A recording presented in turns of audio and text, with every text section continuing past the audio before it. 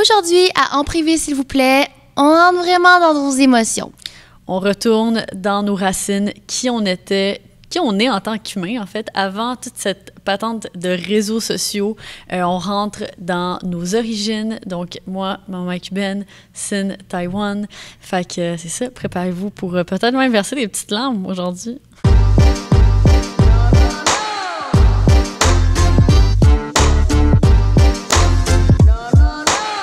Hello! Hello, qu'on se retrouve aujourd'hui. Yes! Dans cette journée pluvieuse, moody.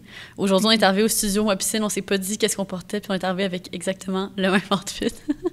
C'est quand même drôle, vous pouvez pas voir, mais on porte nos petits matching hoodies. Exactement. Puis je trouve que la journée d'aujourd'hui, qui est grise, pluvieuse, reflète un peu la discussion qu'on va avoir aujourd'hui. On va rentrer en profondeur dans nos passés, on va rentrer dans nos blessures, de qui on était avant les réseaux sociaux, d'où on vient.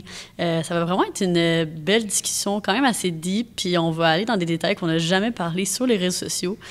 Exact. Puis on dirait, moi, j'ai le petit moton, ça me stresse parce que normalement, on parle de sujets qui sont sensibles, d'où le nom En privé, s'il vous plaît. Mais là, on rentre dans notre privé à nous. Tu comprends? C'est comme, ça ajoute quelque chose. Oui. Puis là, ça va être de voir comment qu'on va gérer ça. Je suis sûre qu'on va pleurer. Ouais, moi aussi, je m'en venais, là, j'étais comme, ah non, on va pleurer aujourd'hui. C'est pas grave, c'est comme notre thérapie. Oui, c'est ça. Puis ça fait partie, d'où l'importance d'avoir un podcast, là, de pouvoir parler de nos émotions.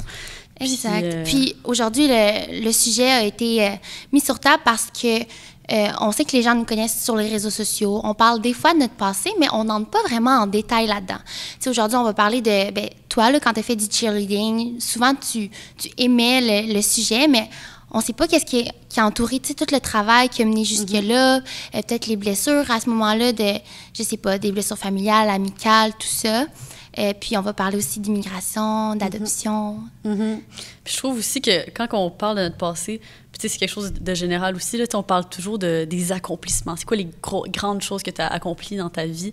Mais on parle peu souvent de comme, tout l'aspect un peu plus émotif puis plus humain de, OK, tel moment de ma vie, je me suis sentie comme ça, il s'est passé telle chose plus perturbante. C'est sûr que c'est un peu plus difficile de parler de tout ça parce que ça prend évidemment un contexte. Mais aujourd'hui, on a le contexte parfait avec le mood parfait, pluvieux à l'extérieur. Là. Fait que là, sans plus attendre, on va rentrer dans la première petite question. Puis en plus, je sais même pas c'est quoi la réponse, toi, de ton côté, mais je sais que toi, tu connais pour moi ma famille, là, qui, dans le fond, c'est quoi l'histoire de tes parents? Comment tes parents se sont rencontrés? Puis je trouve que c'est tellement une question intéressante à poser quand je rencontre du monde, puis je rencontre leurs parents. Je suis comme, j'ai envie de savoir comment ils se sont rencontrés, comment cette histoire d'amour a commencé. Oh my God, ton histoire à toi est tellement romantique, je vais te laisser commencer. Ah, ben là, moi, j'ai jamais entendu la tienne. Mais c'est rien de vraiment spécial, honnêtement. Moi, mes parents, c'était un peu genre des petits bums, je te dirais. Ouais? Ouais, ils se sont rencontrés dans un bar. Okay. Ils sont tombés en amour. Tout le monde dans ma famille sont tombés en amour assez jeunes, puis sont restés encore, je te dirais, aussitôt qu'ils ont été... Non, même pas quand ils étaient majeurs, je suis sûre. Ma mère, c'est vraiment du genre, là, quand elle était jeune, je disais, elle est une petite bonne parce que, mettons, elle est allée en voyage avec ses amis, elle écoutait pas vraiment les professeurs, c'était vraiment quelqu'un de plus... tu sais, mettons, moi, j'ai une petite voix féminine, ma mère est un peu plus, genre, carrée, je te dirais. Puis mon père, lui, il allait beaucoup dans les bars. Fait qu'ils se sont rencontrés là. J'ai pas vraiment de détails profonds. Je devrais demander à ma mère, en fait. Ouais, parce qu'ils se sont vus, puis là, ils étaient genre... Ils étaient comme, OK, on va s'asseoir ensemble. On dirait que j'ai juste plus... On dirait que je sais plus la suite de leur amour, moins comment ils se sont rencontrés. Fait que, mettons, ils ont fait du ski de fond ensemble, faisaient du sport, ils buvaient de la bière. Tu sais, mon père, il venait plus d'une famille plus pauvre, je te dirais. Puis ma mère, plus... riche, si on peut dire. Fait que je sais que mon père, il m'expliquait, lui, c'était plus, tu sais, agricole, tu sais, countryside et tout. Puis ma mère, c'était plus, mettons, à Pâques, tout le monde avait sa petite robe, il allait prendre de l'eau de Pâques. Fait que c'était vraiment comme dans les films, les deux mondes. Ouais. Fait que quand ils se sont ramenés ensemble, tu sais, là, ils vivaient plein d'aventures, il y avait un chalet. Fait que est-ce que, dans le fond, le côté de ta mère, t'es un peu plus bourgeois, si on veut? Fait que est-ce que tu penses que... Je sais pas si tu le sais, là, mais est-ce qu'ils ont bien accepté ton père quand il est arrivé ou est-ce que, justement, vu que lui, il venait d'un milieu un peu plus défavorisé, est-ce qu'il y avait du jugement ou il était juste comme « Ah, notre fille l'aime, fait que c'est comme, nous, on accepte ». C'était vraiment « Notre fille l'aime », puis c'est pour ça, dans ma famille, tu sais, mon oncle, mes oncles et tantes qui sont ensemble depuis très longtemps, mes grands-parents les prennent comme leurs propres enfants. Fait que je pense que c'est drôle parce que tu me poses ces questions-là, puis je me dis « Aïe, c'est un peu de même que je me sens quand avec ma belle famille. Tu sais, c'est un peu ça que j'aspire. Ouais. Pas qu'ils deviennent mes parents, mais qu'on se sente comme juste toute une famille unie. Ouais. Ah, ben c'est beau. Mais c'est ça le but, là, je pense, là, c'est quand, tu sais, au fur et à mesure que tu rencontres des gens dans ta vie, puis tu sais, c'est... Ben, pas pour être dramatique, là, mais de nos jours, il y a de plus en plus de divorces. Là, fait que souvent, dans différentes étapes de ta vie, tu vas être avec différentes personnes. Fait que tu sais, juste à ce moment-là, être uni avec les personnes avec qui t'es, puis d'avoir ce sentiment-là familial, c'est comme... Exactement, oui. Puis c'est drôle, il n'y a pas beaucoup de divorces dans ma famille. Mes parents sont restés ensemble jusqu'à ce que mon père décède. Mais on va pouvoir en parler plus tard. J'ai l'impression comme que c'était pas une option pour eux, alors qu'aujourd'hui, tu sais, c'est pas si mal vu le divorce parce que c'est juste si t'es plus heureux là-dedans. Puis on dirait qu'à la fin, je voyais mes parents n'étaient pas autant en amour que là, ma mère est en amour avec son nouveau copain. Fait que je me demande ça a été comment. Oui. Mais je pense que c'est normal aussi parce que je pense qu'au travers de la vie, comme le type d'amour que tu peux avoir envers quelqu'un évolue. Puis, tu sais, surtout vers la fin, peut-être que, comme, tu sais, ta mère devait beaucoup s'occuper de ton père. Fait que c'est comme... Oui. C'est sûr que, comme, quand tu regardes ça, le type d'amour, ça va pas être comme un nouveau couple, comme que ta mère est avec son nouveau chum, que c'est genre, tu sais, les papillons du début, les premières années. C'est ça, exact. Oui, puis c'est vrai ce que tu dis. Ma mère, pour ceux qui savent pas, elle est infirmière. Mais là, elle est plus infirmière, mais à ce moment-là, puis elle s'est occupée de mon père jusqu'à la fin, justement. Tu sais, c'est comme quand même un blessing qu'elle ait eu ce métier-là. Ah, je savais pas qu'elle était infirmière, puis elle s'était occupée de lui. Fait que est-ce que c'est elle qui lui administrait, genre, les soins, puis tout ça? Oui, exactement. Oh my God, c'est quand même... elle savait tout ça. Puis moi, à ce moment-là, je connaissais rien, mais c'est quand même traumatisant de voir ça, par exemple. Oui, de voir ça à la maison, là. Oui, c'est ça. Les traitements, puis tout ça. Oui, les traitements, le fait que nous, on a une maison quand même loin de la ville, puis fait que c'était loin de l'hôpital aussi, là. Juste pour dire, on n'a même pas un hôpital dans notre ville, il faut aller dans la ville la plus près. Même le petit métro, là, il est vraiment tout petit, puis... c'est ça, on avait comme tout changé la maison, le devant, le garage, comme, puis ça s'est transformé en pièces, comme qui est aujourd'hui le salon, là, un grand salon. Puis à ce moment-là, mon père avait tout ce que les ergots avaient permis, là, un lit, des trucs pour pouvoir se lever et tout. Fait que c'était comme si une partie de la maison s'était rendue un hôpital. Ouais. Mais c'est ce qu'il voulait, parce que lui, il voulait décéder à la maison. Puis on dirait que, je sais pas pour toi, là, mais ça fait peur un peu, là, l'hôpital, là, surtout pour nos parents. Oui. Mais moi on va pouvoir rentrer plus en détail plus tard, là, mais comme tu sais, j'ai comme pas eu cette période-là de comme voir mon père, mettons, tu sais, allongé, puis comme recevoir des soins ou peu importe, là, c'était assez comme du jour au lendemain. Là. Ah ouais, c'est ça, on s'en est jamais vraiment parlé. Oui, c'est ça. Mais veux-tu commencer par comment ils se sont rencontrés? Oui, c'est ça, qui est à la fois, on va rentrer là-dedans plus tard. Exact, vas-y. Puis tout le monde, écoutez ça, c'est magnifique. Oui, c'est vraiment une belle histoire d'amour, puis je suis tellement contente... de leur histoire, là, puis de pouvoir la raconter aujourd'hui. Fait qu'en fait, faut savoir que ma mère est cubaine, donc, et puis mon père, est québécois. Puis mon père, dans le fond, il a toujours adoré les bateaux. Fait que lui, depuis qu'il était jeune, il tripait les bateaux, il en a eu toute sa vie, puis quand il était plus jeune, c'était au Québec, fait que c'était au lac Champlain, puis comme il restait dans le fleuve, puis tout ça, puis éventuellement, en vieillissant, aussi, mon père, c'était un homme d'affaires, fait que là, éventuellement, il a commencé à pouvoir s'acheter, tu sais, vraiment des plus beaux bateaux, puis tout ça. Fait que lui, dans le fond, il y avait un bateau en Floride, puis avec ses amis, sa gang de boys, et se sont mis à aller à Cuba. Puis ça, dans le fond, c'était à l'époque où est-ce que Cuba ouvrait tout récemment ses frontières aux touristes, donc c'était en 92, 93, ça venait tout juste de sortir comme de l'emprise communiste des Russes. Fait que c'est ça, là, c'était ouvert au public. Puis mon père était parmi les premiers comme touristes à aller là-bas. Fait que c'est quand même assez fou. Puis c'est ça, dans le fond, il était à la marina à La Havane. Et à ce moment-là, ma mère, elle s'entraînait pour devenir médecin dans l'armée. Donc, elle était militaire. Fait qu'elle faisait tous ses entraînements militaires là-bas. Puis ce week-end-là en particulier, ma grand-mère avait été hospitalisée pour un certain traitement X ou Y. Puis c'était comme un beau dimanche ensoleillé. Puis ma mère était allée visiter ma grand-mère. Puis elle est allée prendre une marche dans la marina de la ville. Et à ce moment-là, mon père était dans la marina, puis il était comme assis, puis là, il a vu ma mère passer avec ma grand-mère. Puis ce qui est quand même assez drôle, c'est que, tu sais, quand que je dis que ma mère est cubaine, souvent les gens ont en tête cette certaine image, tu sais, des latinos, qui est comme, OK, il faut que tu aies la peau foncée, tu as les cheveux foncés, tu es super bronzé et tout ça.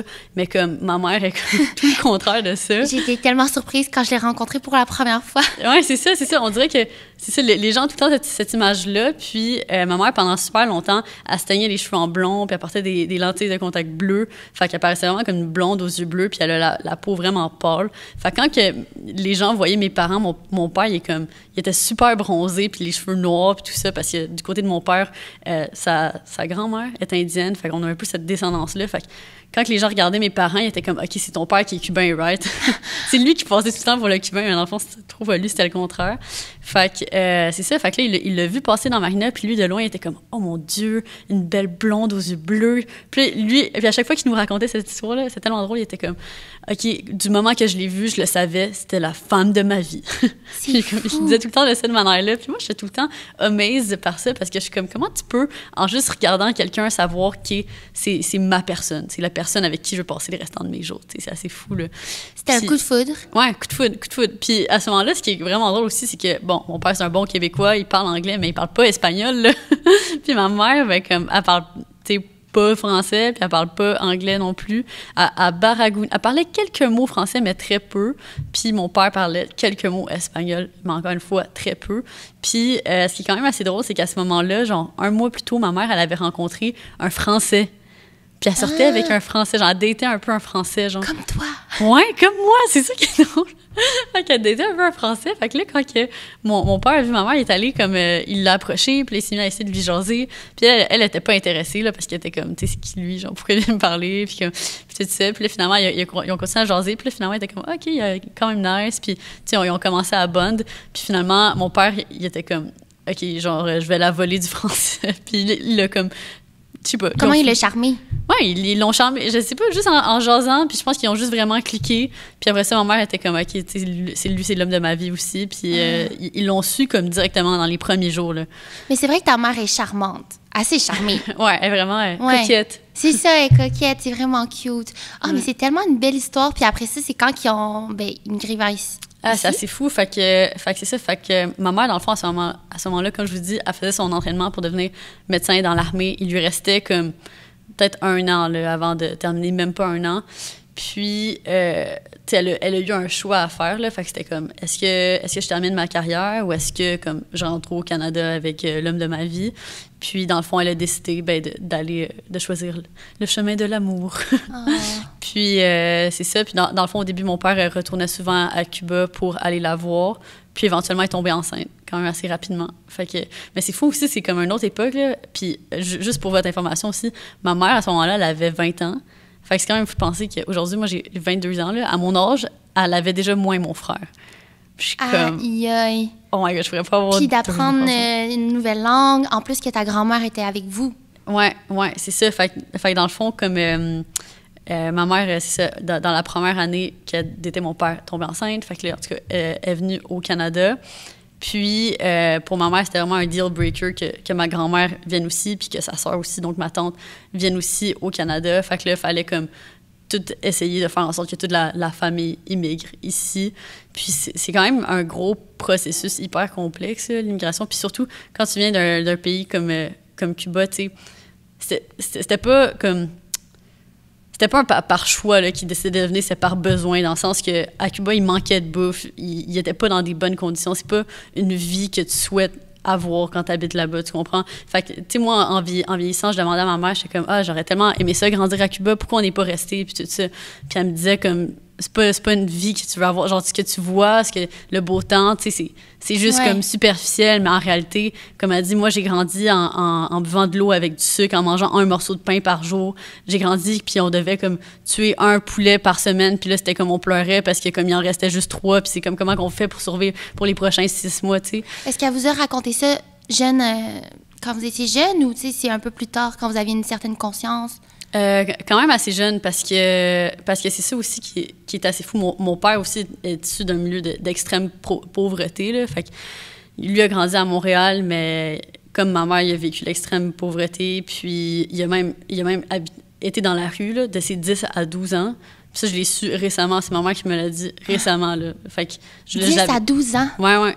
C'est jeune. Mais dans ce temps-là, c'est une autre époque parce que c'était dans le temps que l'école puis l'éducation étaient liées à la religion. Fait que tu te faisais donner tes cours par les frères, puis c'était comme vraiment intense, là. Puis c'est là, si tu faisais quelque chose de pas correct, ben tu recevais des coups de règle, puis comme... Ouais.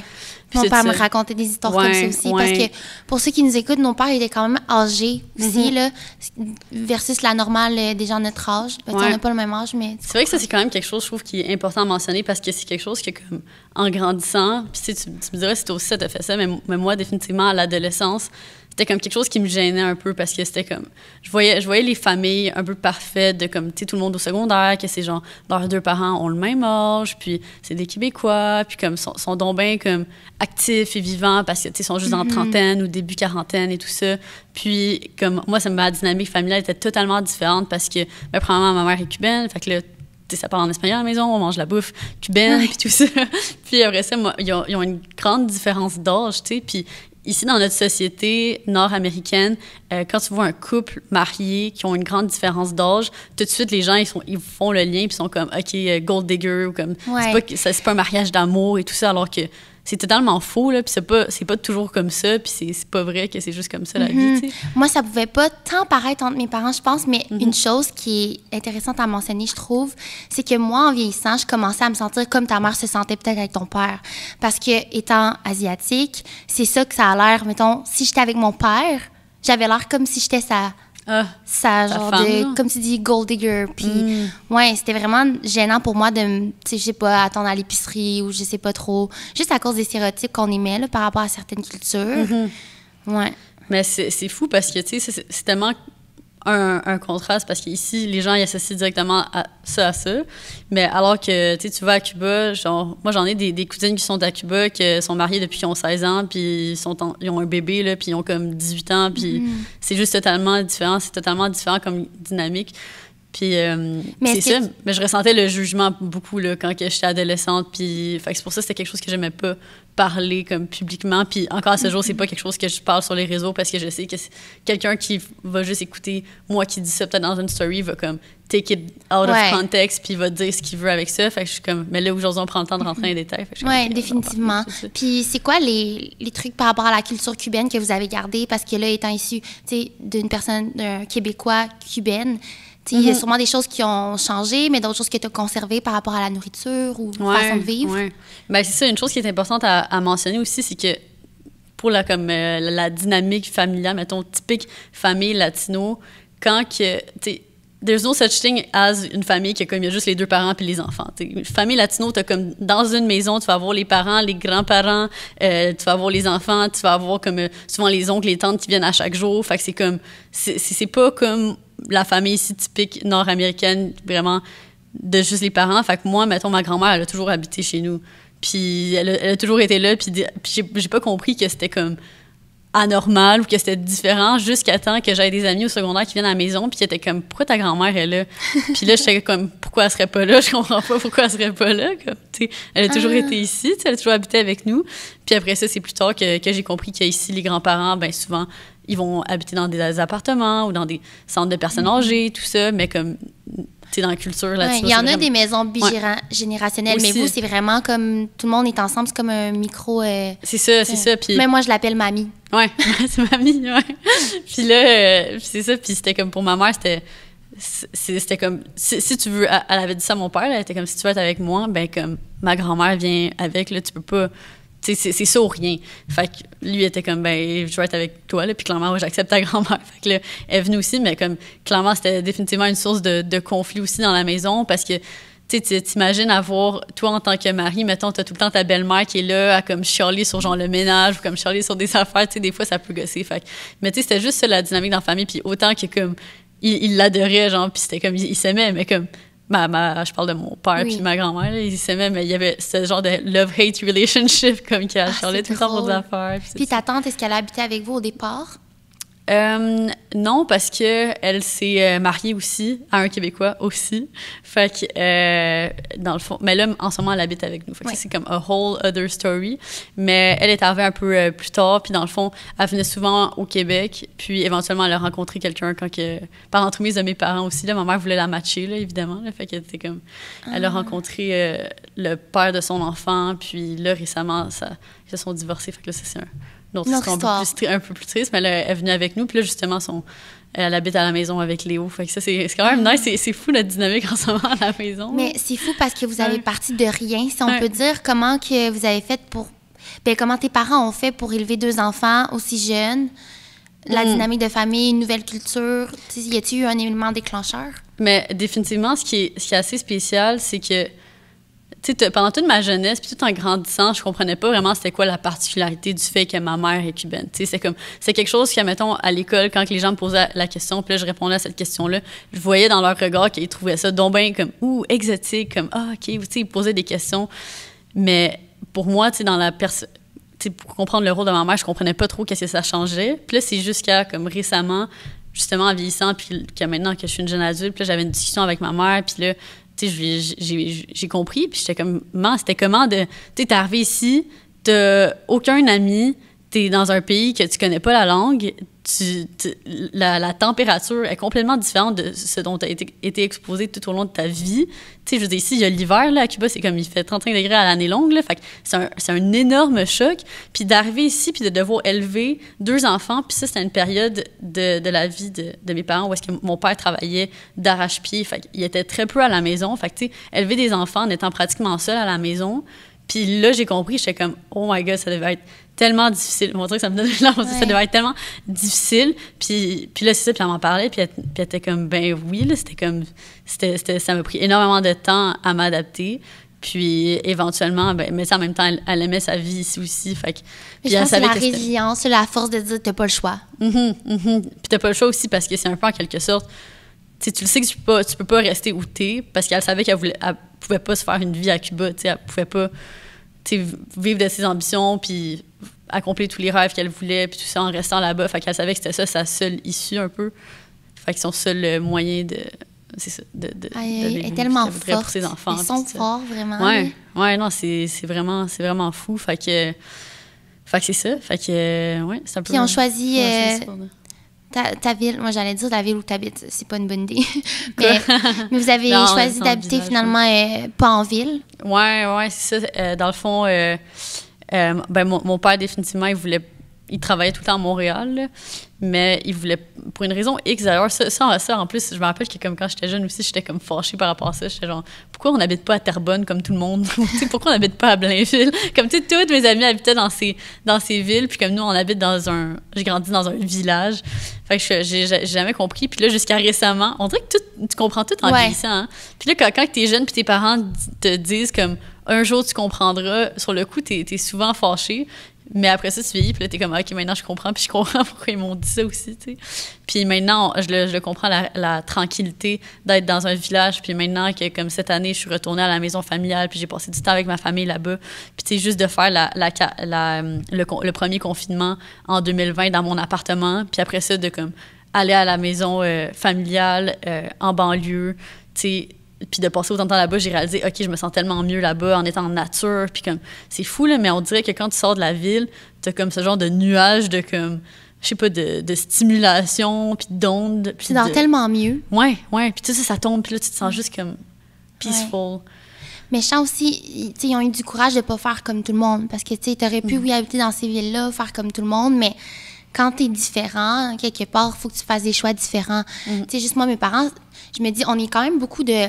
Ben, il y a des familles qui sont plus grosses que nous, là, mais mettons, j'ai 5 cousins.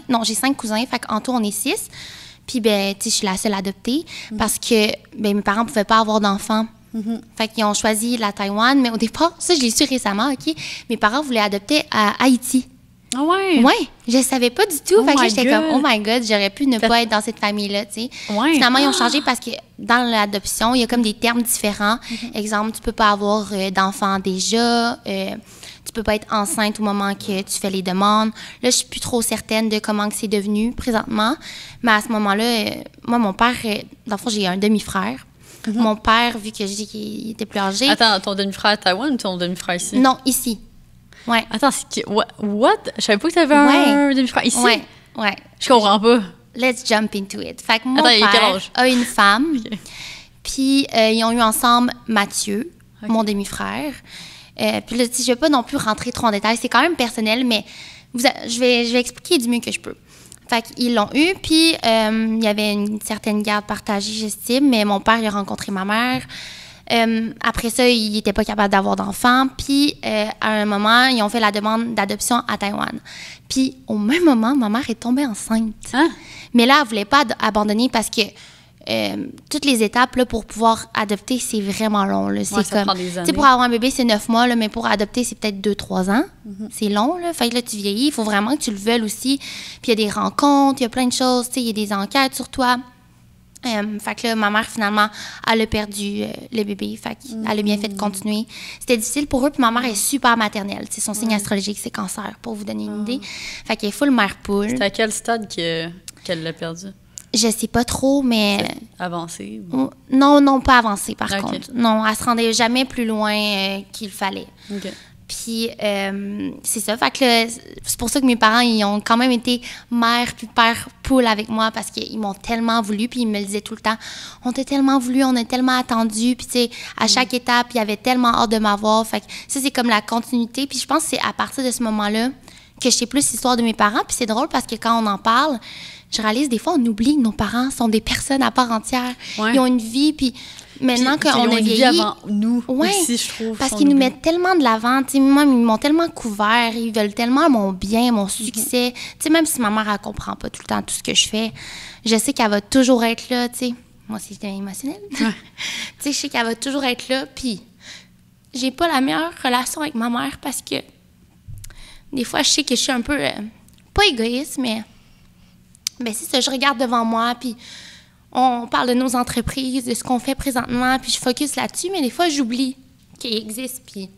pas qu'il existe, là, mais ma mère veut tellement que j'aille la voir, puis tout, puis que... Je sens que je prends pas assez le temps, puis là, on réalise avec la pandémie, mais bref.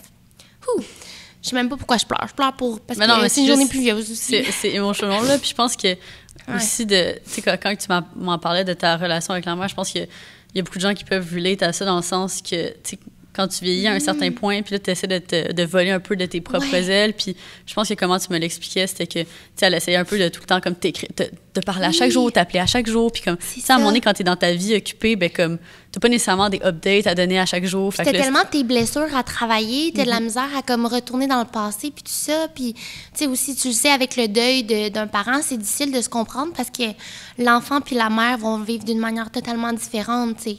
Puis moi, on dirait que dans ma tête, j'ai eu tellement de la misère. Ma mère, c'est comme si elle a eu de la facilité, mais au final, là, je look back puis je me dis, elle a pas eu le choix. Là. Tu peux pas te morfondre sur le décès de ton mari toute ta vie, là, à un moment donné, puis il faut que tu sois forte pour tes enfants. Fait que j'ai de la misère. Des fois, je dis sur les réseaux, tu sais, j'ai pas tant de belles relations avec ma famille, mais c'est pas ça du tout. Parce que ma mère, elle me donnerait sa vie, là, si elle pouvait. C'est vraiment plus le fait que j'ai de la misère à trouver la balance dans tout ça. Mais je suis vraiment reconnaissante. Mes parents m'ont appris dès un très jeune âge que j'étais adoptée, puis c'était quoi les étapes, puis tout ça. Ils ont tellement été ouverts par rapport à ça. Puis, en tout cas, après cet épisode-là, je suis sûre que je vais écrire à ma mère, puis je vais lui demander comment ils se sont rencontrés, puis toutes les histoires avant, tu sais.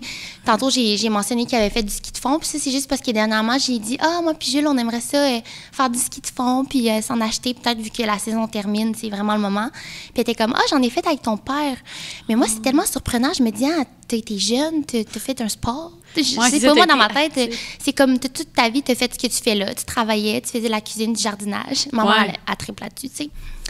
Fait que, c'est intéressant. Mais c'est fou de penser. OK, attends, là, j'ai comme plein de questions qui me popent à l'esprit. Fait que, premièrement, est-ce que tu te rappelles du moment que tes parents t'ont comme annoncé que tu étais adoptée ou comme qu'ils t'ont raconté cette histoire-là, ou c'est juste que tu te rappelles que depuis que tu es toute jeune, tu savais cette information-là? Oui, c'est comme si c'était inné en moi, puis je le savais, puis je suis vraiment reconnaissante pour ça parce que ça n'a pas été un choc pour moi. Il y en a pour lesquels ça peut être traumatisant d'autre part. Mes parents me l'ont appris peut-être un peu avec le jeu aussi. Fait que j'avais un livre quand j'étais jeune, je m'en rappellerai toujours.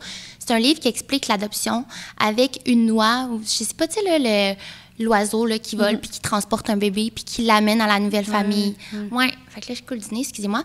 Fait que c'est de cette manière-là que je l'ai comme appris. Puis en allant à la garderie ou en allant à l'école, des fois, les gens me demandaient « Ah, pourquoi tu es différente physiquement? » Fait que là, « Ah, pourquoi tes yeux sont comme ça? » Mais c'était pas méchant, c'était vraiment « Ah, wow, tes cheveux, genre, sont plus durs, plus épais. » Il y a une petite fille, elle avait des chevaux chez elle, puis elle me disait « Ah, tes cheveux, c'est comme mon cheval, je tripe, wow. » Puis je comprenais pas, mais c'est vrai, les autres cheveux sont plus fins. Fait que Et moi, j'étais éduquée par rapport à ça. Fait que je leur racontais, moi, j'ai été adoptée. Fait que mes parents, ils pouvaient pas avoir d'enfants.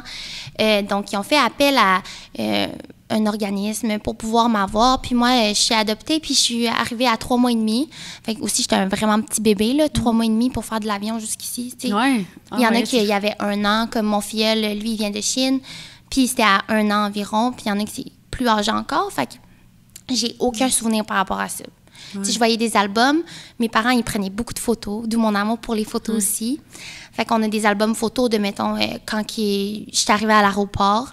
Puis là, c'est vraiment drôle, OK? Parce que quand ils recevaient des photos, j'avais des cheveux vraiment dressés sur la tête, là, vraiment. J'en avais beaucoup, là, quand je suis née. Oui, c'est ça. Beaucoup de poils, beaucoup de cheveux. Puis je pesais, je pense que c'était 9-10 livres, là. C'est gros pour un bébé. Puis quand je suis arrivée, il y a plusieurs bébés qui arrivent en même temps, là, tu sais, ils font pas juste un voyagement de toi. Fait que là, la nounou m'amène, puis j'étais rasée. Fait que mes parents pensaient que j'étais un petit gars. Pourquoi t'avais rasé? J'ai aucune idée, je sais pas pourquoi. Peut-être pour éviter, je sais pas, il y a des maladies des poux, des affaires qui peuvent se transporter, je sais pas. Fait qu'ils arrivaient, puis là, ils ont vu un bébé, ils pensaient que c'était moi, puis finalement, non. C'était l'autre d'à côté qui était tout rasé.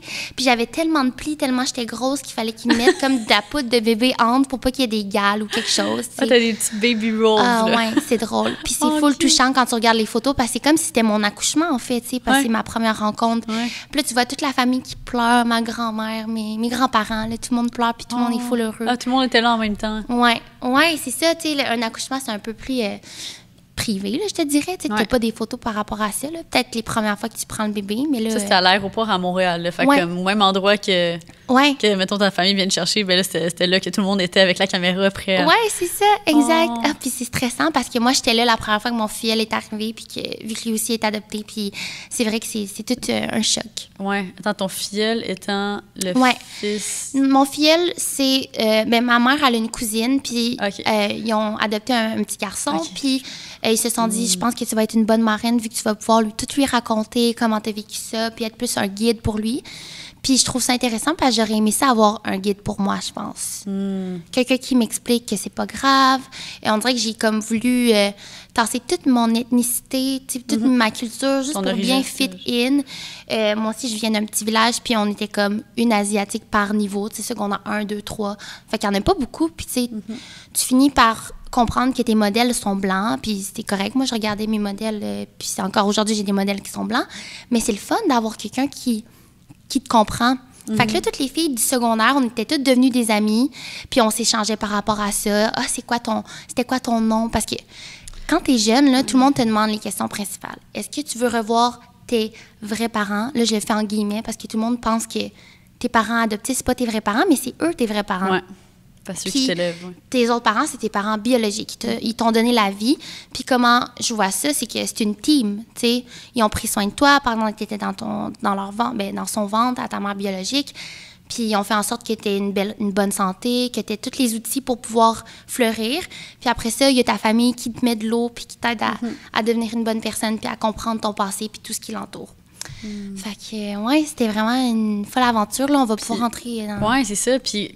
tu sais, comme ton enfance puis ton adolescence un peu, qu'est-ce que tu as appris du fait d'être un peu comme la différente, genre, d'être la seule? On dirait que je faisais tout pour pallier, pour pas l'être.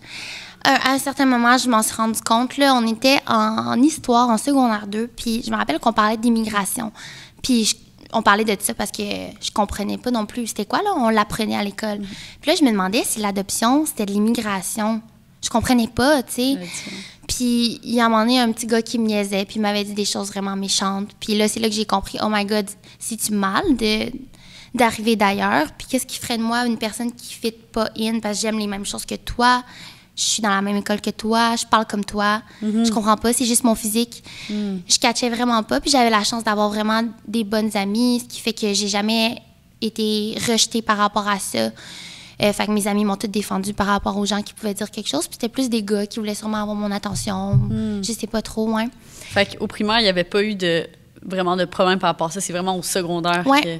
Oui, au primaire, non, il n'est rien arrivé. Au secondaire, ça a plus commencé, puis c'est là que les enfants sont plus méchants, mais encore là, j'ai pas vécu de différence parce que justement, j'essayais d'aimer les mêmes choses, mais après ça, je me compare à une fille aussi qui était asiatique, du même niveau que moi, puis elle avait pas la chance d'avoir un aussi cercle. Non, elle avait un bon cercle d'amis, mais tu sais, on n'était pas... je sais pas comment l'expliquer, tu sais, pour dire que... Elle avait peut-être moins d'amis ou peut-être que ses amis étaient plus rejetées, si je peux dire, juste parce qu'elle était différente. Puis elle s'intéressait au manga, elle s'intéressait plus à la culture. Enfin, moi, je l'ai associée, puis je me suis dit, ben là, si je m'intéresse à manger des sushis, ou là, je mets les stéréotypes, là, fait que, à manger de la nourriture asiatique, ou toutes ces affaires-là, à aimer faire des ongles, aimer les mangas, justement, les BD, ben là, je vais être rejetée. Fait que je reniais tout ça, ouais. Parce qu'il te mettrait automatiquement dans ce genre de boîte un peu de... Oui, exact. Toi, t'apportais-tu de la nourriture cubaine à l'école ou... Tu sais, je sais que tu manges riz, banane. Oui, mais c'est sûr, mettons, quand j'amenais des lunchs à l'école, puis là, je mangeais tout le temps, justement, comme un mets typique qu'on mange tout le temps à la maison, puis moi, c'était comme mon déjeuner préf, c'est... OK, je vais vous expliquer mon déjeuner préf cubain par excellence, que j'ai déjeuné toute ma vie. Puis c'était du riz, des œufs, bananes. Des fois, il y a même un morceau de viande, là, un petit morceau de genre steak. Pour déjeuner? Pour déjeuner. Fait que c'est la grosse assiette comme ça. Puis c'est toujours ça que j'ai déjeuné. Fait que pour moi, c'était vraiment normal. Fait que là, après ça, quand j'arrivais chez des amis, mettons, pour un sleepover, comme, tu sais, vers la fin du primaire et tout ça, puis là, on déjeunait des céréales. Moi, j'étais comme... Je comprends pas comment vous déjeunez juste ça. J'ai faim, il faut que je mange. Puis c'était tellement tout petit, on dirait, comparé à ce que moi, je connaissais. J'étais comme, c'est donc même bizarre. Finalement, j'ai compris que c'était ça la norme, là. Puis c'était mon déjeuner qui était spécial parce que là, après ça, mettons, j'avais des amis plus tard qui venaient à la maison. Puis là, ma grand-mère faisait le déjeuner pour tout le monde, là. Ça, c'était comme le classique. Fait que c'est ça que je voulais dire tantôt dans le fait que la dynamique familiale est différente. C'est que vu que ma grand-mère était à la maison, bien souvent, elle faisait tout le temps la bouffe cubaine pour les repas puis tout ça. Fait que là, pour déjeuner, elle faisait le petit déjeuner classique pour moi puis toutes mes amies. Puis là, mes amis, ils voyaient ça. Puis là, ils étaient comme... Pourquoi je mangerais une banane avec du riz, puis comme c'est bien trop gros pour moi, je peux pas manger ça, genre, c'est trop de bouffe, nanana. Puis finalement, ils mangeaient autre chose. Fait comme souvent, c'est ça, les gens qui vont comme juger, puis vont être comme, des bananes avec du riz. Mais après ça, c'est comme, faut juste y goûter. Goûtez-y. Toi, là, personne qui l'écoute en ce moment, goûte-y. Puis après ça, dis-moi qu'est-ce que t'en penses. Parce que c'est tellement bon. Puis c'est ça, il y a comme... d'essayer de trouver ces mets-là dans des restaurants. Je me rappelle quand on était jeune, c'était vraiment difficile. Mais en grandissant, ma mère a trouvé comme quelques spots que c'était comme souvent des restos haïtiens. Puis ils mangent ce même type de bouffe, puis ils cuisinent ce même type de bouffe avec les bananes plantains. Ah oui, c'est tellement bon. Ouais. Moi aussi, I live for that, ouais. Mais ils ont fini par comprendre puis accepter. C'est comme ça me fait rappeler, là, tu sais, à un moment donné, je t'avais stalké puis je t'avais dit, pourquoi t'as comme eu un bal avant même ton bal. Puis tu m'expliquais, je sais plus c'est quoi le nom. Ouais. Ça c'est drôle. Ben, dans le fond, c'est une quinceañera. Puis je trouve ça drôle que tu bring that up parce que c'est vrai que c'est une question que les gens m'ont déjà beaucoup posée puis qu'ils comprenaient pas. Là. Ils étaient comme, premièrement, pourquoi ta robe de bal de finissant est autant extra? Puis là, j'étais comme, non, c'est parce que c'est pas mon bal de finissant. Je serais pas allée à mon bal de finissant en portant une robe comme ça. Puis en fait, pour les gens qui savent pas nécessairement c'est quoi une quinceañera, c'est un peu comme aux États-Unis, on voit beaucoup les Sweet 16, puis là, ils font comme la grosse affaire, la grosse soirée avec... plein de décorations, puis tout ça. C'est un concept un peu similaire, sauf que c'est dans la culture latino, fait tout partout en Amérique centrale. C'est pour célébrer que tu as 16 ans. 15 ans. 15 ans, oui. C'est à 15 ans, contrairement au Sweet 16 aux States, là, c'est à 15 ans. Puis c'est pour célébrer le passage de comme l'enfance à la vie d'adulte. Fait que tu passes de comme une enfant, littéralement, à une jeune femme adulte. Fait que, tu sais, aussi, je trouve que dans la culture puis dans la manière que, comme, t'es regardé à cet âge-là, il y a comme vraiment un gros shift qui se passe. Fait que, tu sais, mettons, nous, on considère que tu deviens une adulte à 18 ans.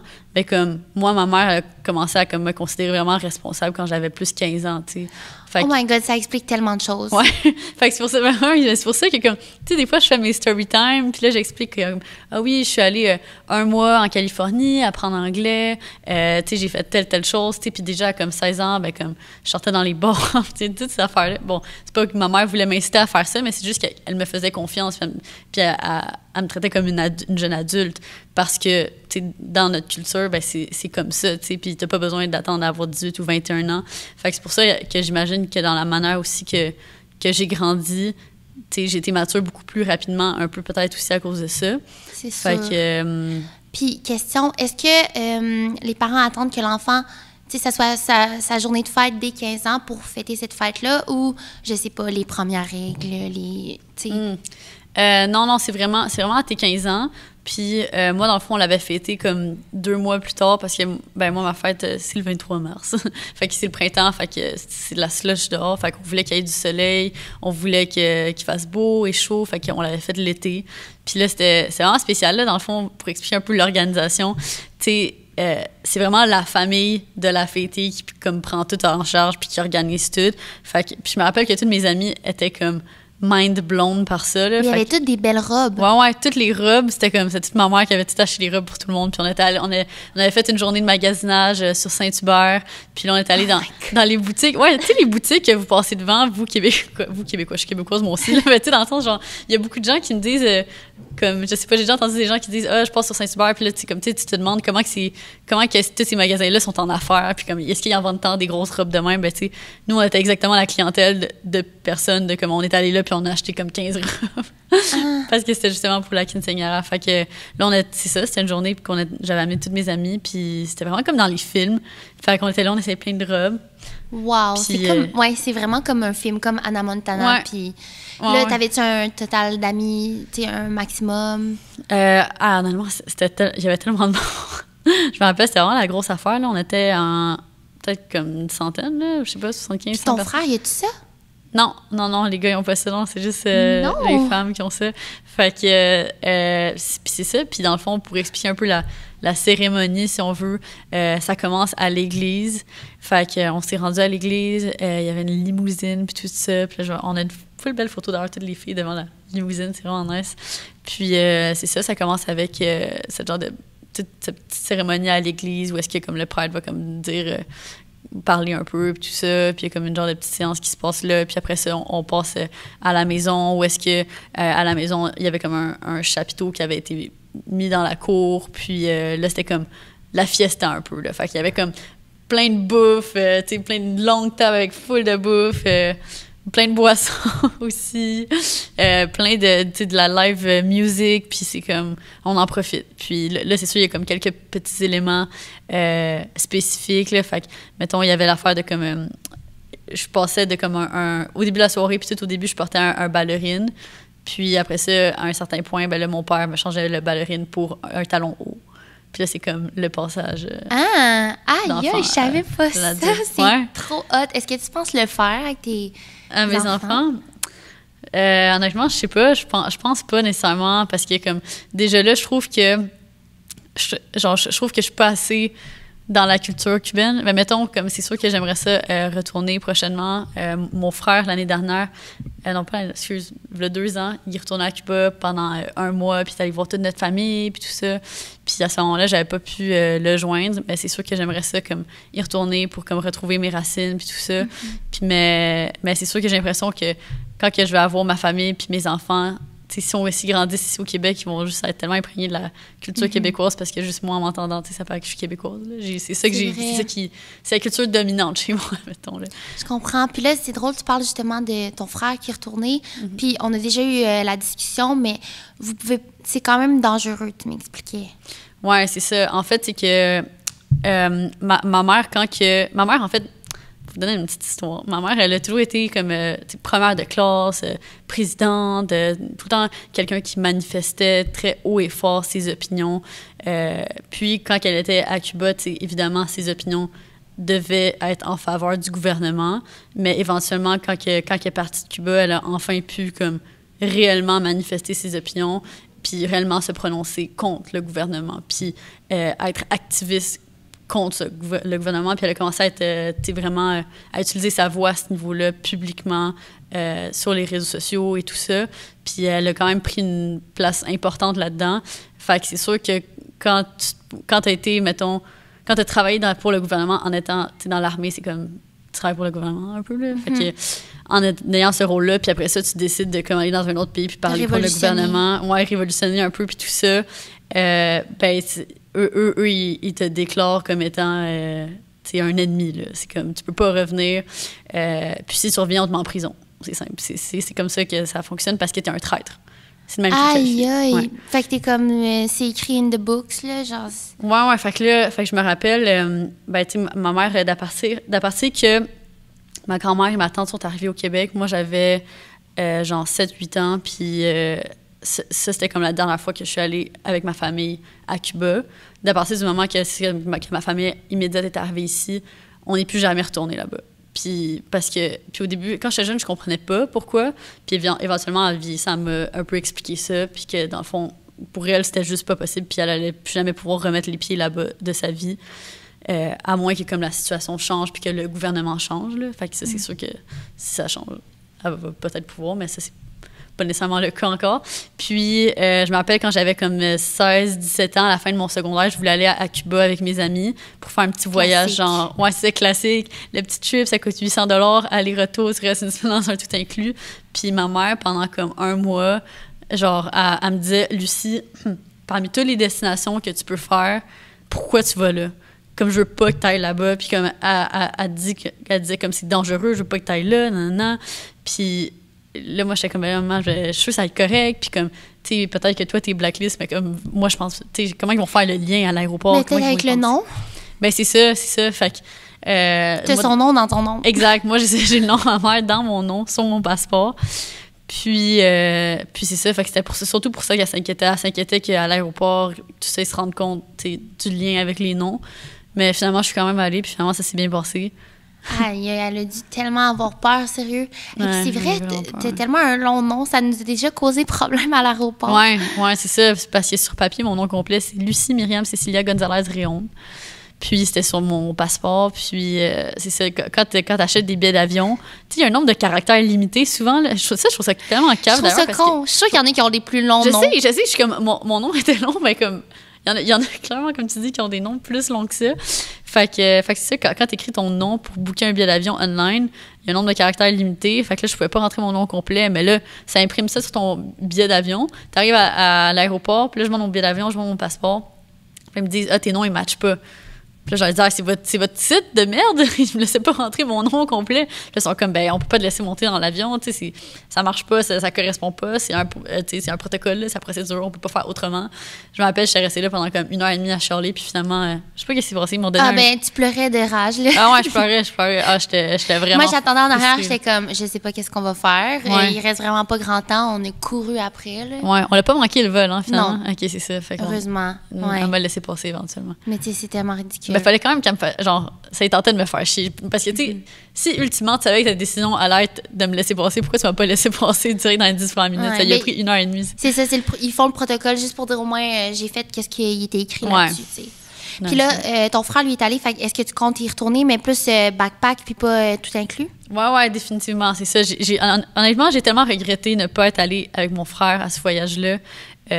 Parce qu'après ça, il m'en a reparlé, puis j'étais comme, comme j'aurais tellement aimé ça, mais à ce moment-là, j'avais des examens, puis tout ça, fait que ça aurait été compliqué de comme tout décaler. Mais, tu sais, lui, il est retourné, puis il est allé voir toute notre partie de la famille que ça faisait comme plus que 10 ans là, qu'on n'avait pas vu. Fait que eux, la dernière fois qu'ils avaient vu mon frère, tu sais, c'était un enfant, puis il est juste allé comme les rejoindre, rejoindre un cousin lointain dans une des villes, puis après ça, là, le cousin l'a amené à comme tel grand-oncle, telle partie, puis là, c'était comme, il est allé comme, genre, trace back chaque petite partie de la famille en faisant comme le tour de plusieurs villages. Est-ce qu'il était seul? Ouais, il était tout seul. Je suis quand même surprise. Ouais. Il était tout seul. Ton frère est débrouillard, là, mais comme ça me surprend parce que je trouve, tu sais, pour avoir vécu quelque chose de semblable, retourner à Taïwan, c'est vraiment un bagage émotionnel spécial, tu sais. Tu retournes, parce que je pensais à ça tantôt, puis, tu sais, souvent, on est anxious par rapport à notre futur, genre, qu'est-ce qui peut arriver, puis c'est rare, tu sais, le passé, on a appris comme, il n'y a pas de regret. Mais là, quand tu regardes dans ton passé, puis c'est des choses que tu connais pas, puis là, tu fouilles plus loin, c'est comme un stress qui mêle le futur puis le passé. T'as peur que ton passé modifie ton futur, t'as peur de changer ta perception de toi-même ou de comme ta famille ou ta vie. Fait que j'ai hâte que tu le vives, puis je pense que c'était juste pas le moment pour toi à ce moment-là. Tu sais, t'avais ton premier appartement toute seule. C'était juste... Ouais, c'est ça. Je pense que peut-être aussi, je l'aurais peut-être pas absorber et profiter autant que je le ferais maintenant avec la conscience que j'ai maintenant, on dirait. Puis, mais définitivement, je sais que mon frère est revenu de là-bas, puis il était tellement reconnaissant pour sa vie ici, puis pour la vie que nos parents ont pu nous offrir au Canada, parce qu'il a vu comment que, ben, tu sais, nos cousins, nos petits cousins, puis tout ça ont grandi, puis comment ils se retrouvent maintenant. Puis, tu sais, c'est difficile comme vie, là, puis c'est différent, puis c'est... Tu sais, je veux dire, t'as comme un chemin qui est tracé, puis c'est ça...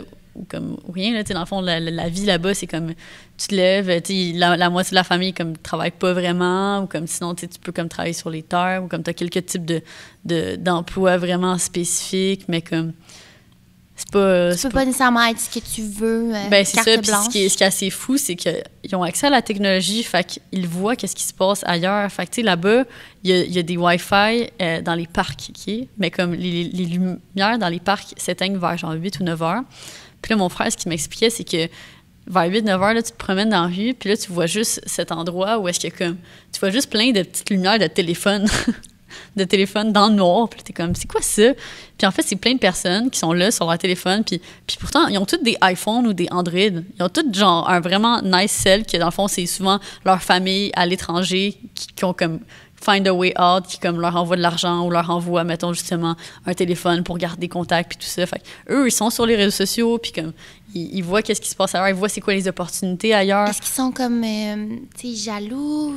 Comme ben, c'est la comparaison? Ben, définitivement que, tu sais, ceux qui sont comme intelligents, mettons, puis qui veulent se faire une carrière, ben comme ils savent que s'ils veulent avoir n'importe quelle chance de se créer un avenir, faut partir de là. Fait que là, c'est de trouver, OK, comment que je sors de là. Puis c'est fou parce que tous les amis de ma mère avec qui elle a fait ses études, tu sais, on s'entend, elle était en médecine là, pour devenir médecin dans l'armée. Fait que c'était tous des top students qui avaient vraiment des bonnes notes. Puis tous ses amis, ils étaient vraiment intelligents. Là. Puis les médecins cubains, par contre, ça, il faut leur donner, là, sont super bons. Là, puis c'est comme dans les meilleurs médecins au monde. Puis souvent, ils s'en vont comme dans d'autres pays pour soigner les gens, puis tout ça. Mais c'est juste que pour la profession, souvent, c'est comme...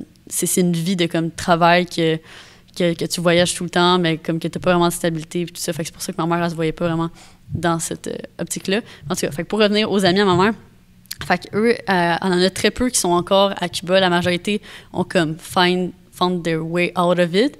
Puis c'est fou, leurs histoires, là. Un de ses meilleurs amis, il a fait comme vraiment le typical, le stéréotype là, de comme le Cubain qui traverse en radeau de comme Cuba à Miami, puis il s'est rendu... Il y en a beaucoup qui font exactement ce chemin-là. Ouais. Tu me l'as expliqué, là, mais... Ouais. Ça prend combien de temps?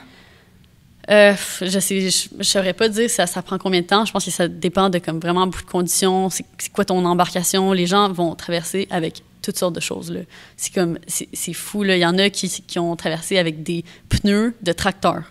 Ouais, puis qui flottent, puis là, ils se mettent dedans. Puis c'est comme, ils essaient de traverser avec ça. C'est absolument fou de penser que les gens, ils veulent tellement partir de là parce que les conditions étaient tellement mauvaises qu'ils sont prêts à tout, là. Est-ce que c'était ça que tu me disais, des réfugiés politiques? Ça, dans le fond, tu peux... Quand tu pars d'un pays comme ça, qui est un peu comme un peu en conflit, un peu de l'instabilité politique, tu peux immigrer un peu de manière illégale au début de partir. Tu peux juste quitter ton pays, aller dans un nouveau pays, puis demander l'asile politique, puis devenir justement un réfugié politique, puis là, tu peux justement devenir citoyen dans ce pays-là, sous ce contexte-là. Puis moi, c'est comme ça que ma grand-mère, elle a pu venir ici, c'est en faisant cette procédure-là. Puis c'est ça, sinon, pour les amis à ma mère, fait qu'eux sont rendus à Miami, puis c'est même qu'ils ont traversé, mais je trouve ça tellement fou de penser qu'ils ont traversé comme ça. Ouais. Mais oui, tu sais, ça aurait pu être justement ta mère, ta grand-mère qui fait ça. Ouais. Fait que c'est ça. Puis, sinon, genre, je me dis... toi, comment tu l'as vécu, le fait? Parce que je sais que toi aussi, tu as grandi avec un père qui était comme plus âgé. Fait que, en étant adolescente, est-ce que toi, avec ton père, mettons, il y avait un niveau d'énergie plus bas? Est-ce que vous faisiez, c'était comment ça? Oui, mais... Tu sais, je remarquais, on faisait pas des trucs super actifs. Mm-hmm. Moi, je recherchais tout le temps. Tu sais, mes parents, j'ai été vraiment chanceuse. Ils m'ont permis de faire plein de trucs à l'école, là, mettons, faire les voyages à l'école. Tu il y avait beaucoup d'activités, de faire pas mal ce que je voulais, m'inscrire au sport que je voulais. Puis, tu sais, moi, j'ai bâti comme une vraiment belle relation avec mon père parce que c'était lui qui allait me porter à mes pratiques de volley. Puis là, il amenait moi puis mes amis pour comme accommoder tous les autres parents avec mes 2 meilleurs amis. Puis je me rappelle, on chantait tellement fort dans l'auto, puis comme ça devait tellement lui casser les oreilles. Mais c'est de même qu'on a bâti une belle relation, c'est qu'il se mettait disponible. Fait que, tu sais, il faisait un peu le taxi, si on peut dire, m'amener à mes parties, puis tout ça, mais... tu sais, on faisait pas tant d'activités. Ben, quand j'étais jeune, genre le zoo, là, parce qu'aujourd'hui, mon Dieu, j'irais jamais au zoo. Mais on faisait pas ce que les autres faisaient, mettons. On pouvait aller dans un tout inclus, mais tu sais, on n'allait pas backpack, puis c'était pas autant actif. Je sais que toi, tu m'expliquais que tu l'as plus vécu de cette manière-là. Je sais plus où que j'ai vécu la différence, tu sais. Genre, mon père était dans la construction, fait que, tu sais, il bougeait quand même. Ouais. Fait que ça, tu l'as pas vraiment ressenti, ça. Ouais. Non, parce qu'il était tellement tête de cochon, là, il a comme travaillé jusqu'à sa mort parce qu'il il voulait pas admettre, mettons, qu'il y aurait mal quelque part. Mon grand-père était pareil. Mais mon père aussi, il était quand même de même aussi. Orgueilleux. Ouais, puis qu'il voulait pas admettre qu'il y avait mal, mettons, là, comme des fois, là. Ah non, mais j'ai vu se faire des blessures, là. Comme, tu sais, je l'ai littéralement déjà vu se couper le doigt, là. Fait comme il manquait un bout de doigt qui est littéralement tombé par terre. Puis... Là, il voulait tellement pas, genre, je sais pas, qu'on comprenne qu'il y avait mal, puis il était juste là avec comme son bout de doigt, puis comme avec son papier, puis il était genre, ah, je vais pas aller à l'hôpital. Puis là, ma mère était comme, ben, il faut que tu ailles à l'hôpital, j'appelle l'ambulance tout de suite. Puis elle était comme, non, on va pas appeler l'ambulance, on va juste aller en voiture, puis comme, tu vas conduire, puis comme, ça va bien aller. Je sais pas pourquoi, hein, ils ont peur de rester là. Je sais pas, mon père, il se mettait du tape. Ouais. Oh my God, mon père avec il se mettait du tape. C'est du vrai? duct tape, genre. Ouais. Ouais, puis t'es comme... C'est pas une manière de soigner, là, je sais pas, mais à guess que ça garde le sang, là. Ouais, je sais pas. L'image. Puis, on dirait que ça me rappelle quelque chose, là, mais quand mon père a commencé à voir qu'il y avait mal, puis après, tu vas pouvoir raconter aussi ton histoire, mais... Quand il a comme appris qu'il y avait mal, ben là, il était comme couché sur le divan, puis il essayait de faire plus des siestes. Fait qu'on le voyait qu'il était plus lourd en énergie. Moi, j'allais à l'Uni ou j'étais au cégep, en tout cas, j'allais à l'école. Puis là, j'étais revenue à la maison, puis je me rappelle, ma mère, elle m'avait acheté une machine à sorbet, que tu peux faire toi-même ton sorbet, tu mets comme des fruits dedans. Puis ça m'est repopé dans la tête, là, il y a pas trop longtemps, parce que j'ai retrouvé cette machine-là, puis c'est là que je me suis rappelé cette journée-là. Puis là, mon père, il était full content de me voir, fait qu'il voulait m'aider parce que j'étais pas capable que la machine fonctionne. Puis il était retourné se coucher, puis je me demandais, j'étais comme... Parce qu'il était tout le temps dehors, là. Moi, mes parents, ils étaient vraiment actifs, là. Jardinage, dehors, il y a tout le temps du travail à faire, tu sais. Je les ai rarement vus écouter la télévision. Puis là, ma mère m'avait dit, là, ça fait 1 semaine que ton père, il est pas comme d'habitude. Tu sais, ça se remarque quand il y a quelqu'un qui a plus qu'une grippe. Puis elle disait d'aller à l'hôpital, puis il voulait pas. Puis elle me l'a demandé à moi. Elle dit, demande-lui, toi, il va y aller. Puis c'est quand que j'ai demandé qu'il est allé. Ouais. Ça m'a pris du temps. Puis quand je l'ai fait, je me sentais tellement mal parce que c'était ça la relation avec mon père, c'était le laisser aller du genre, tu me diras pas quoi faire. Je vais le faire si je le veux.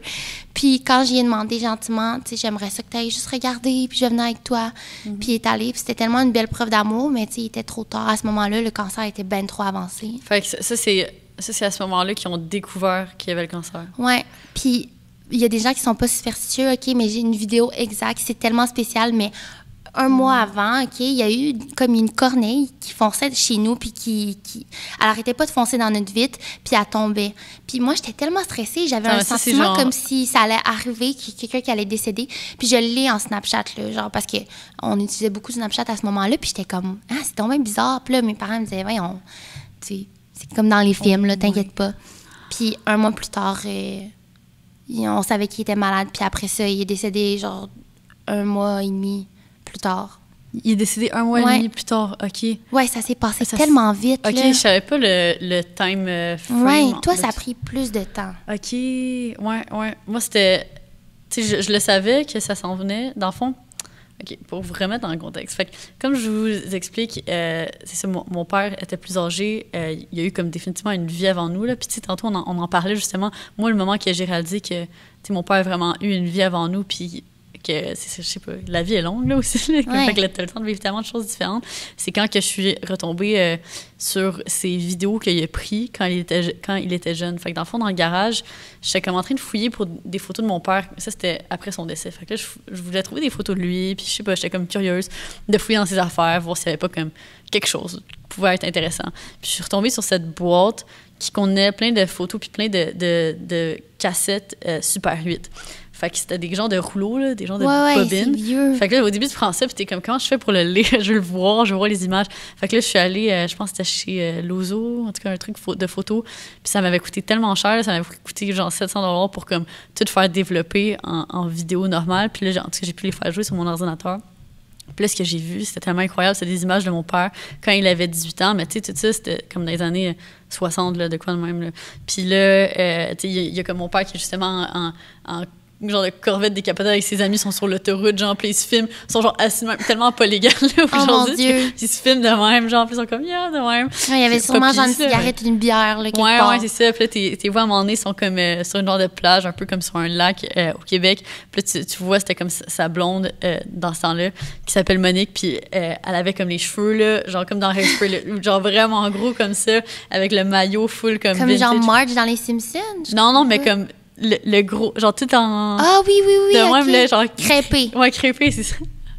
Fait que là, c'était fou de tout voir ça. Puis là, c'est là que j'ai réalisé, genre, tu sais, j'avais déjà entendu parler de Monique dans ma vie, puis comme... Mais j'avais pas vraiment de relation avec elle. Puis elle, dans le fond, tu sais, sur ces vidéos-là, de mon père qui avait 18 ans, elle était avec elle. Mais elle, c'était sa première femme, tu sais. Puis ils ont été ensemble vraiment longtemps, puis tout ça.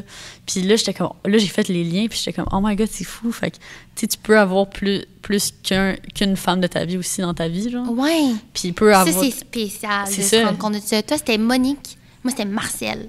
Ah ouais! Oui. Ah, c'est drôle. Son ex. Ouais, c'est ça, son ex. Puis ils pouvaient pas ils ont pas pu avoir d'enfants. Fait qu'ils ont essayé, puis ça fonctionnait pas. Puis là c'est un peu ça comme mené à leur séparation. Là, parce que c'est ça, c'était comme... Puis je le comprends honnêtement, parce que je me dis, t'arrives à un certain point dans ta vie, puis tu sais que c'est ça que tu veux faire, genre, puis tu le veux tellement, puis là, ça fonctionne pas. Fait que c'est tellement triste de devoir se séparer pour ça, je trouve, mais c'est comme... Ouais, mais tu sais, quand ça fonctionne pas, si c'est un deal breaker, puis en même temps, à ce moment-là aussi, c'était, on dirait, le goal. Aujourd'hui, c'est différent, tu sais, il y a beaucoup de, comme, familial ou peut-être carriériste, ou, mais où on peut faire tout aussi en même temps, mais à ce moment-là, comme avoir une famille, tu sais, les familles étaient tellement énormes aussi. Ouais, ça, c'était comme la suite logique, là. Fait que, c'est ça. Puis c'était quoi ta question déjà? Ouais, ben je me demandais aussi. Je me rappelle plus ma question, mais toi, la question que tu m'avais posée, c'était par rapport à comme si tu as vu la détérioration de comme sa santé, puis s'il pouvait faire des activités comme tout le monde. Fait que c'est ça. Fait que je voulais expliquer de ça pour en venir au fait que, tu sais, mon père, là, comme toute sa vie, il a travaillé incroyablement, intensément. Lui, il dormait comme 3-5 heures par nuit, genre. C'était ça, sa norme. Puis il a fumé la cigarette toute sa vie, là. Il a commencé à fumer quand il avait genre 12 ans. Fait que ça, puis il buvait aussi, tu sais, ça, tout le temps son verre de vin à chaque soir, comme son rum and coke tout le temps, à chaque soir, tout le temps. Fait que, tu sais, tout ça, puis plus comme le stress du travail, puis tout ça sur un corps, sur le long terme. Tu sais, tu fais ça pendant comme 30, 40, 50 ans de ta vie. À un moment donné, ce qui arrive, c'est que ça te frappe like a truck. Genre, ça arrive tout d'un coup. Fait qu'une année, tu vas paraître être super bien. Puis moi, c'est ma mère, c'est à ce moment-là qu'elle avait rencontré mon père. Fait que quand elle a rencontré mon père, il était en super bonne santé. Puis comme j'ai vu les photos, là, puis mon père, quand il avait rencontré ma mère, il était dans la fin quarantaine, même peut-être 50 ans. Puis sur les photos, il a comme son six-pack, il est genre full bronzé, comme il a l'air d'avoir genre 30 ans, là. Comme, puis je voyais ça, puis j'étais comme, je peux pas croire qu'il y avait déjà cet âge-là sur ces photos-là. Puis là, c'est comme dans les années qui ont suivi qu'il a fait un premier infarctus. Il y a eu comme une grosse opération, ils ont mis comme un tuyau genre dans le corps, puis tout ça. Fait que là, à partir de ce moment-là, il pouvait plus comme s'entraîner, puis tout ça. Tu sais, lui, avant, il était comme super actif, là, il s'entraîne à chaque jour, puis tout ça, là. Fait que c'est vraiment... genre beaucoup d'énergie, mais il y avait beaucoup d'énergie. Puis, c'est ça, fait que là, tu sais, à partir de ce moment-là, c'était un peu un genre de downhill, si on veut, mais comme, tu sais, moi, je m'en rappelle pas du moment qu'il y avait eu cette première opération-là. Je pense que j'étais quand même jeune. Puis, après ça, tu sais, c'est comme, tu sais, différentes genres de petites maladies par-ci, par-là, mais comme, étonnamment, il n'y a pas eu de cancer des poumons, fait que les médecins étaient vraiment... Non, mais c'est ça, les médecins étaient vraiment surpris parce qu'ils étaient comme... Il checkait son état de santé, puis il checkait comme toute sa vie, puis ses habitudes de vie, puis il était comme, honnêtement, Monsieur Raymond, on comprend pas comment vous êtes en vie en ce moment, puis comment vous, genre, marchez ici en ce moment. Pour vrai, ça dépend tellement d'une personne à l'autre. Je pense, tu sais, moi, mon père est décédé, mais mon grand-père, son père, à lui, il était pas encore décédé. Puis, tu sais, les deux, ils avaient le même style de vie, comme tu dis. Ils fumaient, ils buvaient, tu sais, quelquefois. Mon père, il buvait genre un Pepsi chaque soir. Ouais. Ah, mon père aimait full ça, genre le Coke. Moi, un Coke Pepsi, là, tout le temps. Ouais, on en avait plein chez nous aussi, je Ouais. C'est drôle, tu sais, nous, aujourd'hui, on est comme, on veut méditer, vraiment être en santé. Ouais, c'est ça, totalement différent. Ouais. Mais je pense qu'à un moment donné, tu développes une habitude, puis je sais pas, toi, quand il était décédé, s'il fumait encore, mais, tu sais, moi, mon père, c'était ça, un cancer des poumons, puis il se disait, aïe, j'aurais tellement pas dû. Mais, tu sais, il est trop tard pour te dire ça. Puis, sur le coup, là, admettons, lui, il a pas fait de chimio parce qu'il restait pas assez de temps, puis, tu sais, ça l'aurait juste mis dans un état qu'il avait pas envie à ce moment-là. Fait que tu fais juste te dire, bon, ben, je vais laisser la maladie m'emporter, puis je vais profiter des derniers moments. Puis là, il voulait pas fumer. Puis à un moment donné, j'arrive à la maison, puis j'étais tellement fâchée parce que là, il fumait, mais comme, voyons, c'est ça qui te tue, qu'est-ce que tu fais?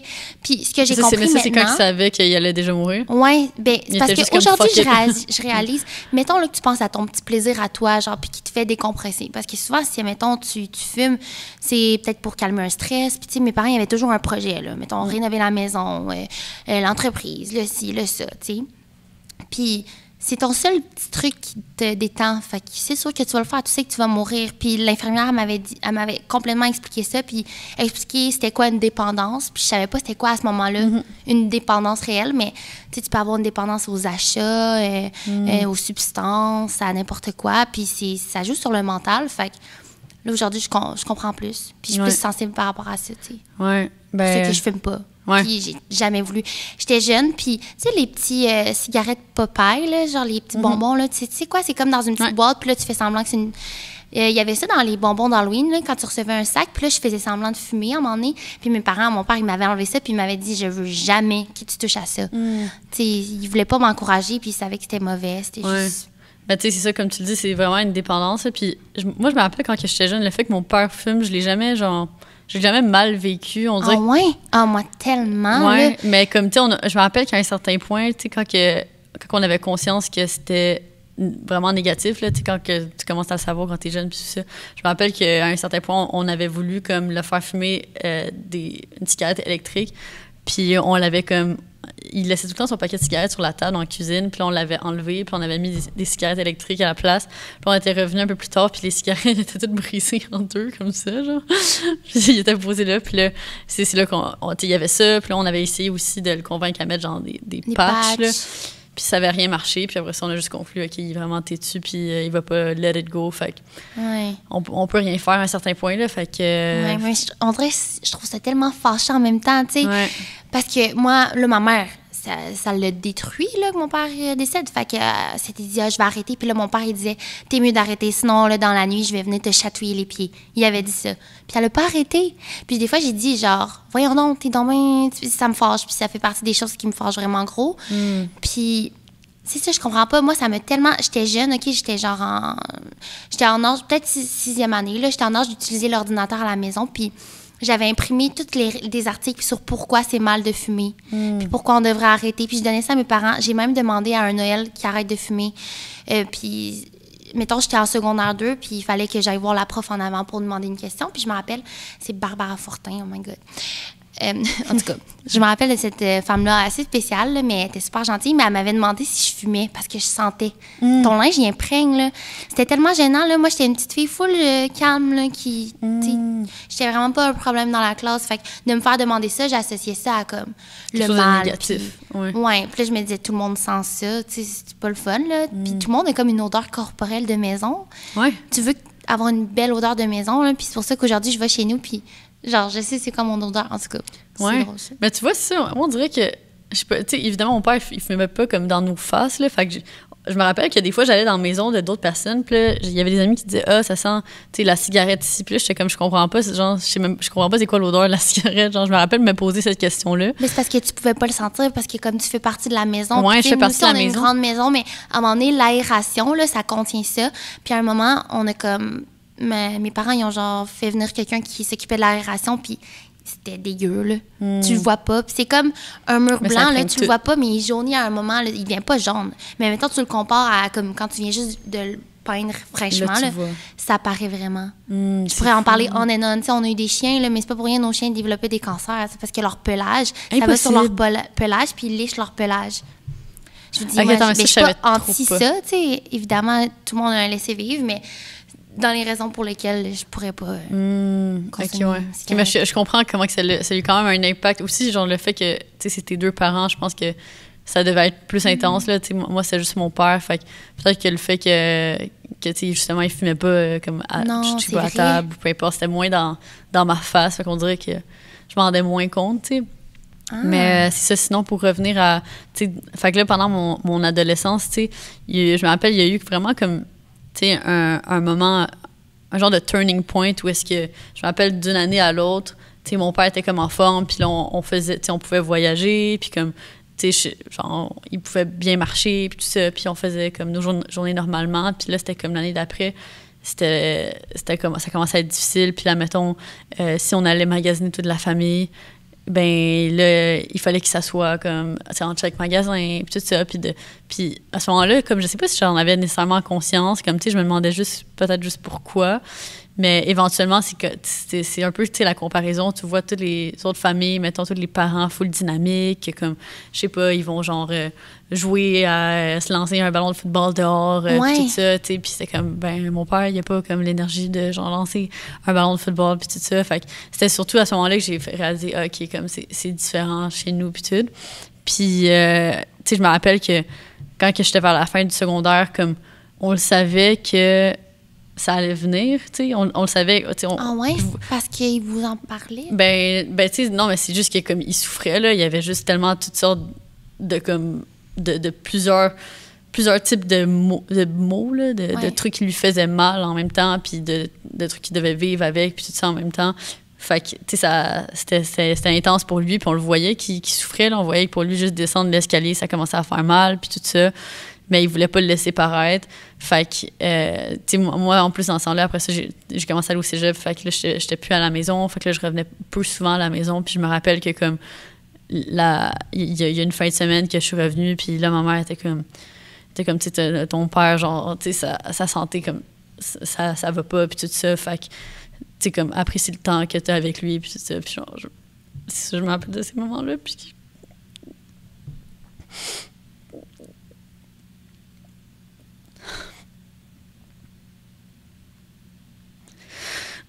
Fait que, tu sais, tous les moments menant à ça, c'est comme, t'as un peu cette préparation. Excusez-le. Prends ton temps.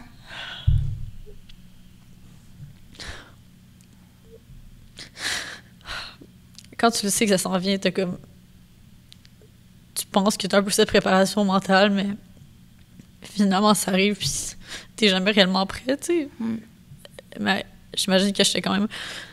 C'est déjà plus prête que juste, mettons, quelqu'un qui perdrait un parent qui est en pleine santé dans un accident d'auto, tu sais. Fait qu'après ça, c'est comme, je compare ma situation à celle de d'autres. Puis je suis comme, OK, au moins je le savais un peu, puis je pouvais le voir venir, mais... Ouais, mais ça rend pas ta situation moins importante, tu comprends? Mais je comprends, j'ai eu le même réflexe de me dire ça. C'est comme un mécanisme de défense de se dire... Ouais. De toujours vouloir être reconnaissante. Pour sa situation, ouais. Puis je me rappelle après ça, dans les mois qui avaient suivi, tu sais, c'est quand je me tenais tellement occupée, là, puis je voulais comme pas dealer avec ça, là. En fait, je savais juste pas comment dealer avec ça, puis on dirait, genre, je pleurais, mais genre, on dirait, comme, je réalisais pas ce qui se passait aussi, tu sais, je réalisais pas que, tu sais, he was gone. Puis ça m'a pris tellement de temps à comme, juste... prendre le temps de vivre mes émotions, puis juste, je sais pas, comprendre cette nouvelle réalité.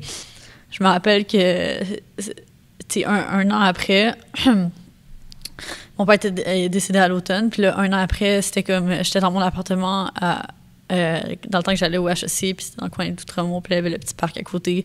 Puis là, le soir qui marquait comme un an, j'étais allée me promener dans le parc, puis là, j'étais genre assise, puis là, c'était comme, on dirait que ce mois-là, c'est là que j'ai compris, on dirait. Puis je sais pas comment l'expliquer, mais tu sais, j'en ai parlé. Juste, je vais t'expliquer. Genre, je sais même pas si tu t'en rappelles, on s'en est jamais reparlé, mais le jour que ton père est décédé, je t'avais texté pour quelconque raison, on n'était même pas proches, là. Puis tu m'avais juste texté, mon père est mort. Tu t'as même pas dit, tu sais, souvent on est comme, il y a un décès dans ma famille, tu sais, c'était super comme straight to the point. Puis là, je me demandais, aïe, tu sais, j'avais vécu quelque chose de semblable, fait que ça m'attristait vraiment, puis je savais comme pas comment dealer ça, fait que je t'avais dit, tu sais, si t'as besoin de quoi que ce soit pour en parler, puis je t'avais laissé ton temps. Puis 3 jours plus tard, tu me dis, en fin de semaine, on part à New York, tu veux-tu? Puis cette fin de semaine-là, on est partis. Ouais. On n'en a pas parlé. Ouais. On a comme, tu sais, on t'a changé les idées. Puis c'est pour ça, si vous avez un proche qui perd quelqu'un dans sa famille ou peu importe quelqu'un d'important, il n'y a pas de bonne ou mauvaise manière. Les deuils sont tellement différents. T'sais, on peut s'entraider en nous pour certaines choses qu'on comprend, mais même, tu vas pouvoir le dire, là, mais nous, on a comme cette habitude-là de parler. Tu sais, à un moment donné, on devient un peu comme un robot. Quand tu expliques, puis les gens sont désolés pour toi, ben, tu réponds toujours les mêmes choses, puis tu veux pas que les gens te prennent en pitié. Tu veux pas malaiser les gens là, dans une pièce. C'est tellement malaisant pour eux que Fait qu'on en vient que tout ça, c'est des mécanismes qui font en sorte qu'on le mette pas de côté, mais genre, on veut le process nous-mêmes, toute seule, quand on aura le temps. Puis après, ça revient dans des petites partielles. Mettons, ça peut être quand tu vis quelque chose qui te rappelle lui, ton stage en Australie, tu sais, des petites affaires de même. Même des fois, juste par rapport au bureau de Girl Crush, ça revient ici des partielles. Puis là, juste moi qui retrouve la machine à sorbet, je veux dire, on n'a pas le contrôle là-dessus, puis ça se peut que ça nous prenne 10 ans process. On processera peut-être jamais, tu sais. Ouais, mais je trouve ça tellement vrai ce que tu dis qu'il n'y a pas de bonne ou de mauvaise manière de comme vivre un deuil, là, dans le sens que c'est tellement différent pour tout le monde, puis comme moi, je sais, je l'aurais pas vécu autrement, puis même si les gens sont comme, OK, par-exemple, tu sais, je pense pas nécessairement que c'est ça le mieux, tu sais, dans le sens que au début, surtout quand ça arrive, t'as juste pas le goût nécessairement d'en parler, puis surtout, justement, pour pas avoir ce sentiment de comme quelqu'un qui te prend en pitié, là, je me rappelle au début, j'avais pas le goût d'en parler à mes amis parce que je le savais que comme ça les rendait tristes parce que eux ils se mettaient en position de comme what if que moi je perds mon père genre puis je voulais comme pas les mettre dans cette position là, fait qu'on dirait que tu sais après ça plus tard ça allait évoluer puis c'était différent puis on était plus mature, fait que là après ça j'ai plus été capable d'en parler, puis entre autres aussi en trouvant des personnes comme toi qui a vécu quelque chose de similaire, c'est tellement différent quand t'en parles que vraiment. Puis les gens ils commencent après ça je me rappelle, je sais pas pour toi là, mais mes amis mettons ils racontaient une histoire là. Ah ouais, fait que là mon père puis là, mon ami s'arrêtait. « Ah, excuse, je veux pas parler de mon père. » Puis c'est pas ça le point. Comme, non, c'est ça, c'est pas ça. C'est pas ça, là. Au contraire, parlez-en. Ça fait tellement du bien de savoir qu'il y a des gens qui peuvent encore en profiter, être près de leurs proches. Puis nous, c'est juste ça qui fait en sorte, je pense, qu'on est rendu où qu'on est aujourd'hui. C'est qu'on a cette conscience-là que la vie est courte, que ça passe vite, puis qu'il faut, il faut vraiment profiter de chaque moment, là. Ouais. T'étais plus à la maison, puis chaque fois que tu revenais, il y avait quelque chose sûrement qui était différent, tu sais. Ouais, c'est ça. Puis... on dirait que maintenant, genre, looking back on it, tu sais, ça m'a pris un bon moment pour, comme, pas voir la situation positivement, là, mais comme, tu sais, je sais pas, de plus voir des signes, mettons, de mon père, justement, au quotidien, d'une manière positive. Fait que, tu sais, d'accepter le fait qu'il est plus là. Puis maintenant, justement, comme tu le dis, ben là, on va ouvrir nos premiers bureaux, puis genre, premier entrepôt, Girl Crush. Puis comme c'est fou, mais l'espace qu'on prend, ça donne que c'est dans le même quartier où est-ce que mon père avait, tu sais, bâti son entreprise.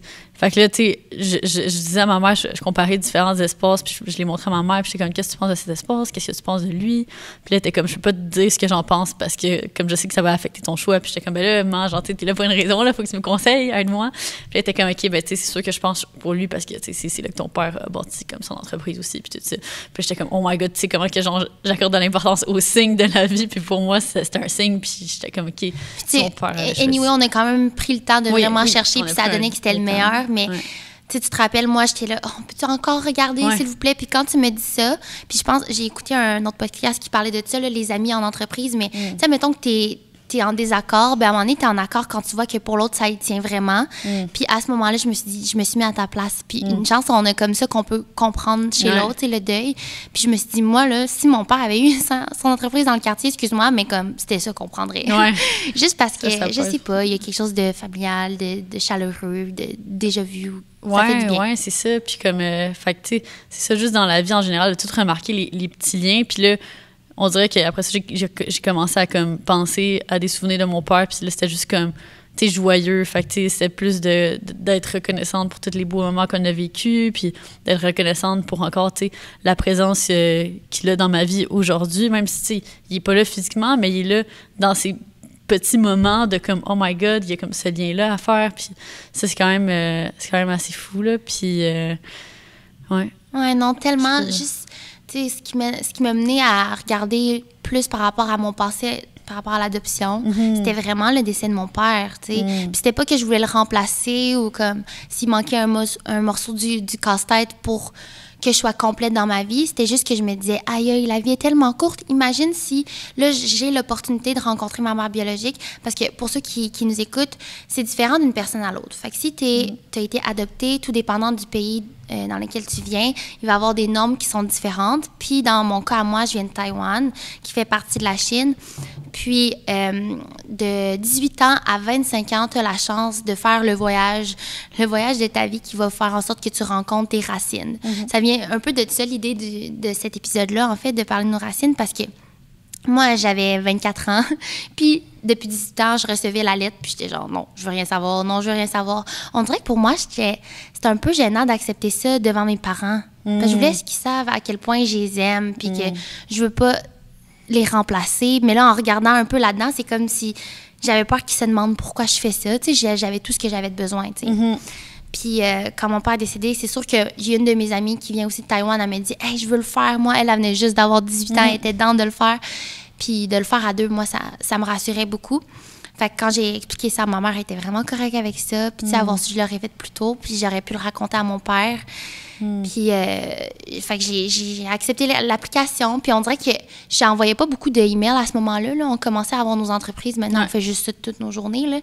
Mais là, d'envoyer un email à Taïwan puis de recevoir une réponse, bien sûr, tu peux faire le voyage. C'est tellement bizarre. Là, il y a comme pas la barrière de langage à ce moment-là. Les gens parlent en anglais. Puis ils m'ont dit, oui, tu vas pouvoir pour l'année prochaine avec... puis Marie-Lie, qui est mon amie aussi, l'avait faite. Fait que c'est comme toute une année de préparation. Puis là, j'étais hyper stressée. Là. Tu te rappelles, on dirait que j'avais le stress de, OK, comment elle va être? Est-ce qu'on va se ressembler? C'est con, mais est-ce qu'elle va me trouver belle? Est-ce que je suis trop foncée pour elle? Parce que les Asiatiques, comme si t'es trop foncée, c'est comme t'es pauvre. Si t'es vraiment plus pâle, c'est comme t'es riche. Parce que les gens foncés, ils travaillent dans les champs ou comme ils travaillent au soleil. Bref, moi, j'avais juste lu sur la culture, puis c'était la première fois de ma vie que je lisais là-dessus, puis je tombais sur des affaires comme ça. Fait que là, j'essayais de pas trop aller au soleil, mais là, c'était impossible. Là. Je te dis, tu sais, quand tu bâtis ton tan, tu le bâtis, là, j'étais genre vraiment foncée.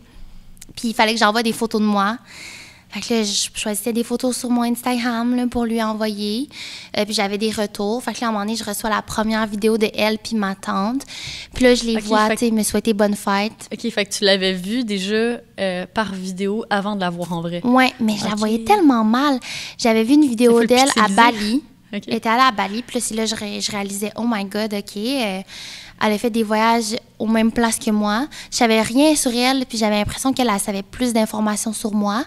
Parce que toute cette année-là de préparation à ce gros voyage-là, c'est comme tu parles à une travailleuse sociale, tu échanges par rapport à des questionnements. Mettons, c'est quoi tes plus grandes peurs par rapport à la rencontre, tes aspirations, qu'est-ce que tu as envie de dire ou pas dire. Fait que tu es super bien encadrée, ça, je suis vraiment reconnaissante. Puis tu réponds à un questionnaire, mettons, durant ton voyage, c'est quoi que tu veux le plus savoir sur ton pays d'origine.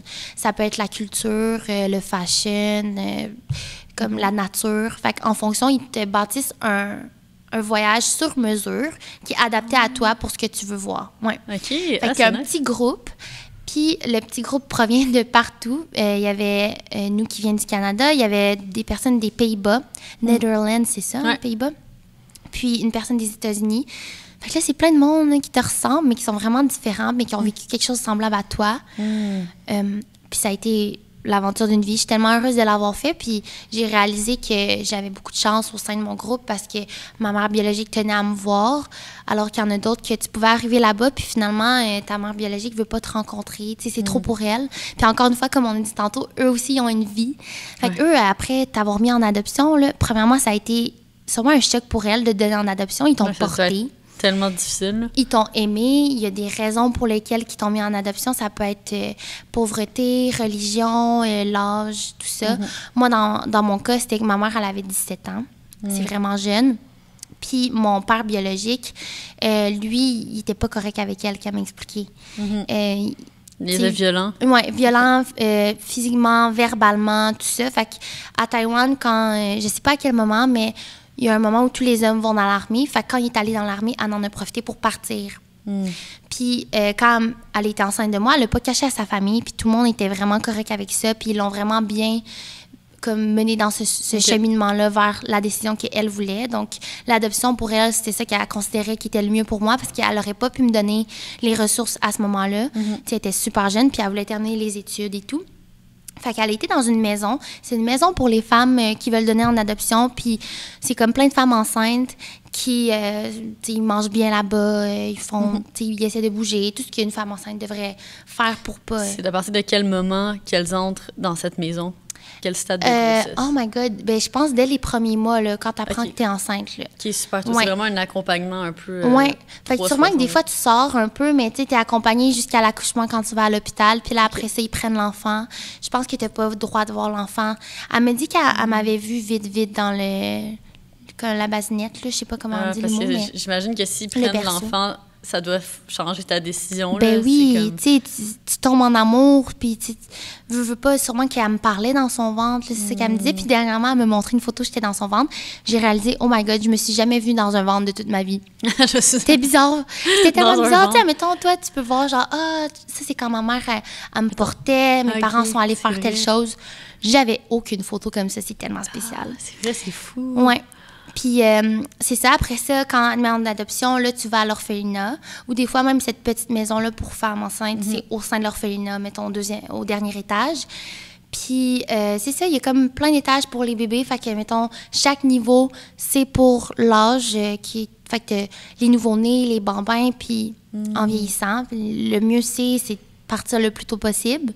Puis quand les enfants sont mis en adoption, ben là, il y a comme un organisme, mettons, au Québec, qui a cette information-là. Puis là, l'enfant est mis directement comme à une famille. Fait que là, dans le fond, toi, quand t'es arrivée là-bas, puis que là, t'as enfin rencontré ta mère biologique, comment tu t'es sentie? Est-ce que c'était comme un peu une crise identitaire? Est-ce que c'était comme positif, négatif? C'était tellement un gros mélange. J'ai pas encore de mots pour exprimer ça. Puis c'est pour ça que je te disais tantôt, j'aurais aimé ça comprendre l'adoption plus jeune parce que peut-être que je me serais préparée à ce moment-là, mais tu peux jamais vraiment te préparer. Fait que j'ai comme deux...